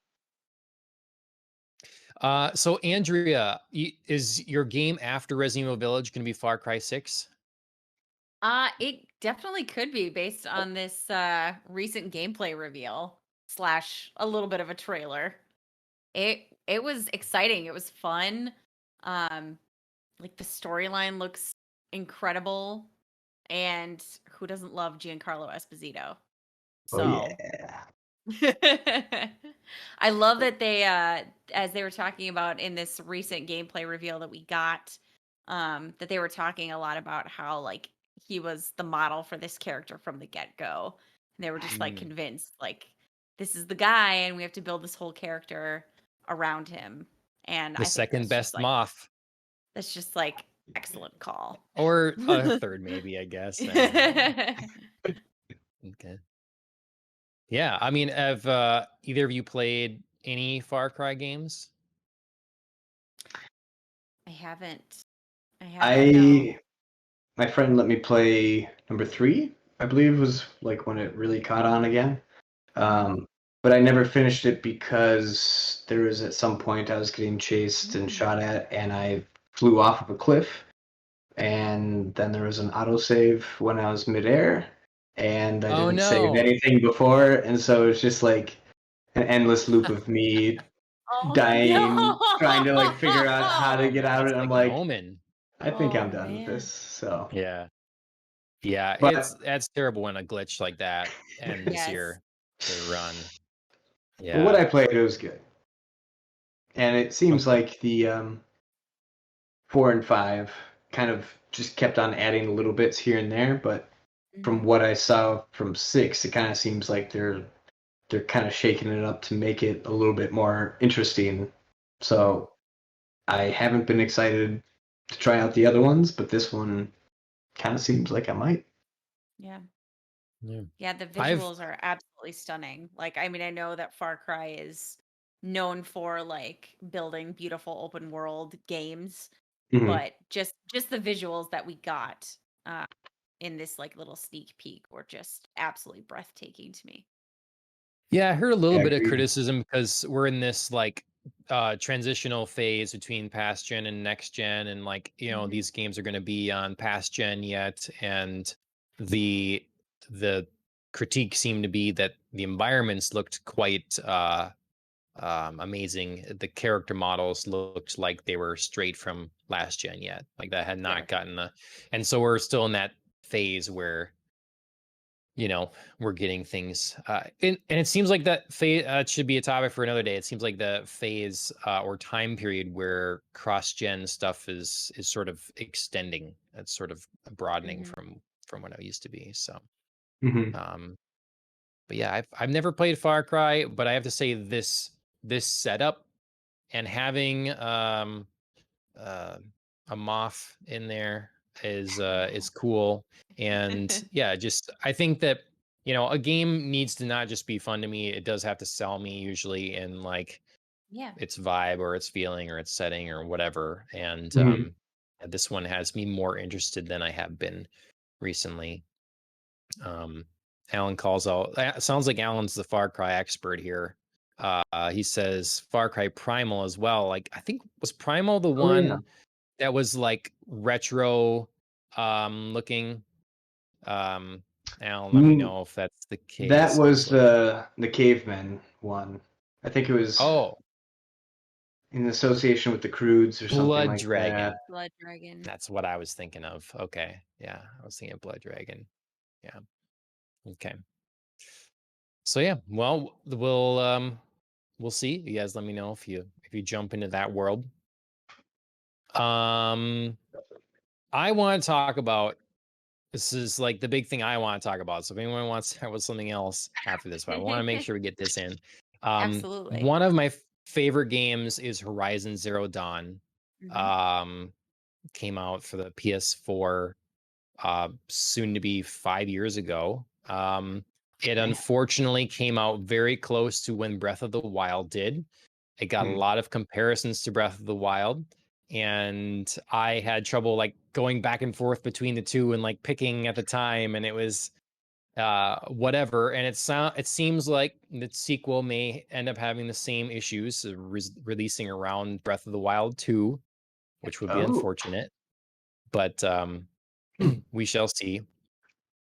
Anyways, Sony's next big game coming out is Ratchet and Clank, but before that, they had a state of play the other week that was showcasing the first gameplay from Horizon Forbidden West. Mhm. It's like 15 minutes or something like that. Yeah. Did you guys get to watch that? Mhm. What did you think Oh, of it? Um, Yes. beautiful. Andrea, why don't you jump in and let us know what you thought of it? Yeah, I mean, I want to start from just a mechanics standpoint of the event itself. Like, I mean, I know it wasn't like a big event, um, But still, I thought that if they were going to be like, here's our like little mini event, here's our reveal, here's our gameplay, great job, because they didn't mess around. They didn't do like an overly long intro. There wasn't like, let's talk to like the director, let's talk to the actors, let's talk to, this guy who drew one random scene. It was like, hey, we know you're here for the game, the gameplay, let's do it. And I just appreciated that so much, because we've talked so much about events that get bogged down in poor display or poor logistics or poor planning. And this was just really nice to just be like, hey, really simple, lead up, watch some gameplay, here you go. So I really appreciated that. Kind of maximizing my time, not only getting introduced with a little bit of a cutscene, but then like getting right into the gameplay, and really it being a substantial amount of gameplay. They didn't just say like, oh, we're going to show you like, whatever. And then you get like 5 minutes of somebody running around, and then the rest of it is scenes or video or whatever. So I just thought this event was well done. Um, I don't have a ton of context for Horizon Zero Dawn. Um, I've probably played maybe 10-15 minutes of it, so I don't have a lot. But this game is just like so striking. I love the visuals in this game. And I don't know, this event was great to me. Like, well done all around. Cool. Super good. You echo the same thing then? Same Dustin. sentiment? Oh yeah, I was super enthralled by it. I haven't finished, full disclosure, the original one, because it was kind of one of those things where it's like I kept on wanting to like do each side thing and complete the whole thing, and there's a lot of content in that first one, and then I bought the DLC like all excited, so then there's even more content to complete. But seeing this obviously reinvigorates that like must finish, must play for the next one coming up. And I thought they did a great job of basically showing you everything you needed to know to sell you on this if you had played even a little bit of the last one of like, hey, we've got these new mechanics that are going to be more fun. We got these new dinosaurs. We've got these new environments, and Yes. it's I don't know. There's something about like a more experienced and like war weathered Aloy that I'm excited to like see what kind of story they come up with, because it was kind of like her introduction to the world in the first game, and now it's gonna be like she's in the thick of it, and the Forbidden West alone is a name that like already intrigues me. Of like what's forbidden about it, what's in there, Right. the mystery box. Damn you, Abrams, it's working. He's everywhere. So yeah, I'm excited, and it's kind of funny that you brought up Breath of the Wild, because then they were showing off like different traversal with like the grappling hook, and now she's got like a holographic glider or something like that. And I was just like, Yep. that is something a lot more open worlds need, is like some kind of fun way to be able to jump down from something or whatever, which happened a lot, I think, in the first one, where you climb up to something and then it's like, oh, how do I get down? I guess I gotta take this rope or something like that. I think it's gonna lead to a lot more enjoyment of just going around the world. So Yep. I'm excited. Yeah, I mean the glider and stuff. It's always because the game, like I say, the first one had so many comparisons to Breath of the Wild, and then it gets criticism for having the glider now in this. Oh, copying Breath of the Wild. But it's like I always talk about this with phones, because new Android or a new iOS is revealed, and then like, oh, I just stole all these things from the other one. It's like, well, it's because they're good features. Would you rather that platform just not have them?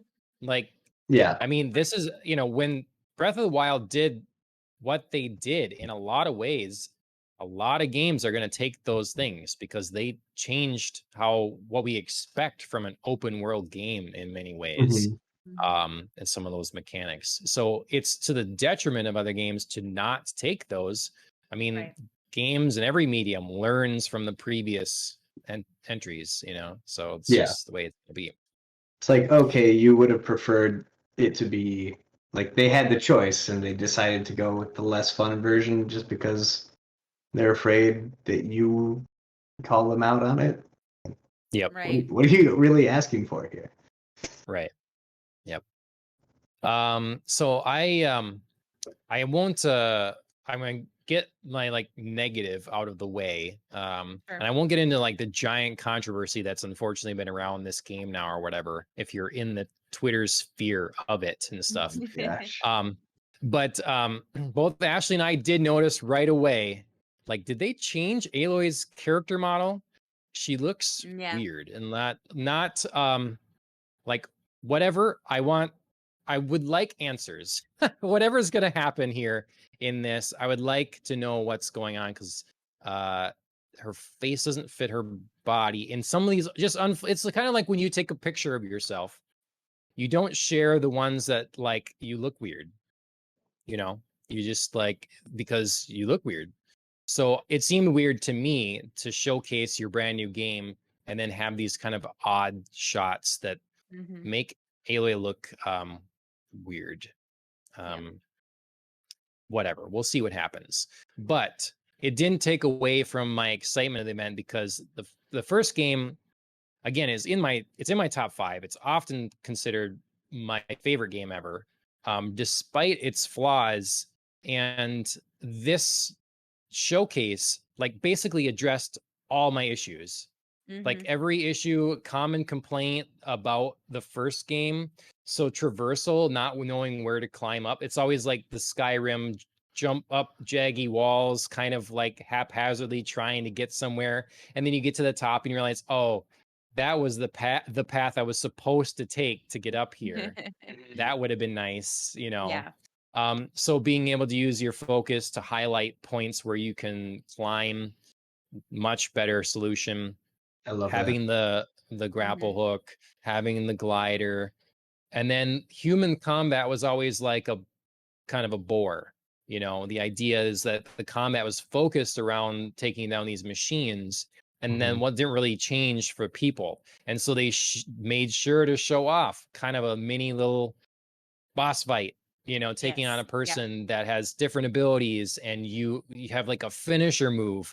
That's like my comments were just like, oh shit. Oh, like my live reactions, like, because I was pretty blown away by Yeah. what I saw. Yeah. Other than like Aloy's puffy face and parts, like I just was super stoked. Like new weapons, it looks gorgeous. I'm very excited. Yeah, I appreciated that they didn't show you too much of the same. You know what I mean? Like the gameplay was like a lot of different features, which I think was a Yep. plus. They hit all the You know. points, like small Yeah. things, overriding machines, taking down a big machine, Right. going underwater, the Right. new, being able to go underwater ability there. And definitely, I cannot rave.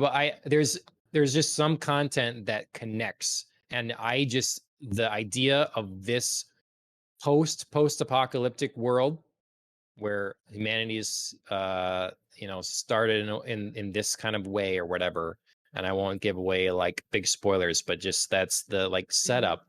I really connected with, and I loved the mystery the whole way through. And yeah, I'm very excited for what comes next in the lore. And I also have to say, I love the lead up to this. So I was watching it live, and I'm a big fan of like atmospheric YouTube. Like there's channels that do just like this location in Breath of the Wild, and it just sits there and it like goes through the weather and it has the background music. And I use that stuff for D&D. I go to sleep to it, whatever. Like I love that. And I have those for Horizon as well. And they basically started and ran like 4 hours of that before this. And I'm like, this is perfect. It's like some new You're in the music, mood. new robot sounds. They're switching cameras between new locations. You get to see the weather systems. The weather systems in Horizon have always been amazing. So I dig it. That's sweet. I did not see that part. I'll have to Same. track that down. Yeah, because they like have, this kind of village they show or whatever, and then the mist that's just rolling off the hills, and then what that Mhm. looks like as the sun begins to set. And yeah, I like Yeah, it. they've always put so much effort into those games, especially Horizon Zero Dawn. I think I just stumbled onto a video the other day where it's like someone saw that there was a puddle on the ground and it was cloudy out, and then when the clouds went away and the sun came out, the puddle like dried up, and so they did like a time lapse of it happening. Like, holy crap, awesome. that's amazing, but also like, who's the programmer who had to like come up with this, and like one person out of a million finally noticed it, and it just blows my mind. Yeah. There's a reason that like I think a Gorilla for their Decima engine have gotten some praise. And like Kojima went and used it for Death Stranding, and Yep. I think that like they really are pushing new advancements. I watched kind of a developer deep dive or whatever into some of their new technologies they'd use for creating this, and like it's all beyond me, but it's still very interesting in the way that they like can just paint environments. Like they set some parameters and they just like can paint rock and then just brush over, and it just randomly generates for them the environment. And so you get a lot of diversity of environment and very low like time spent.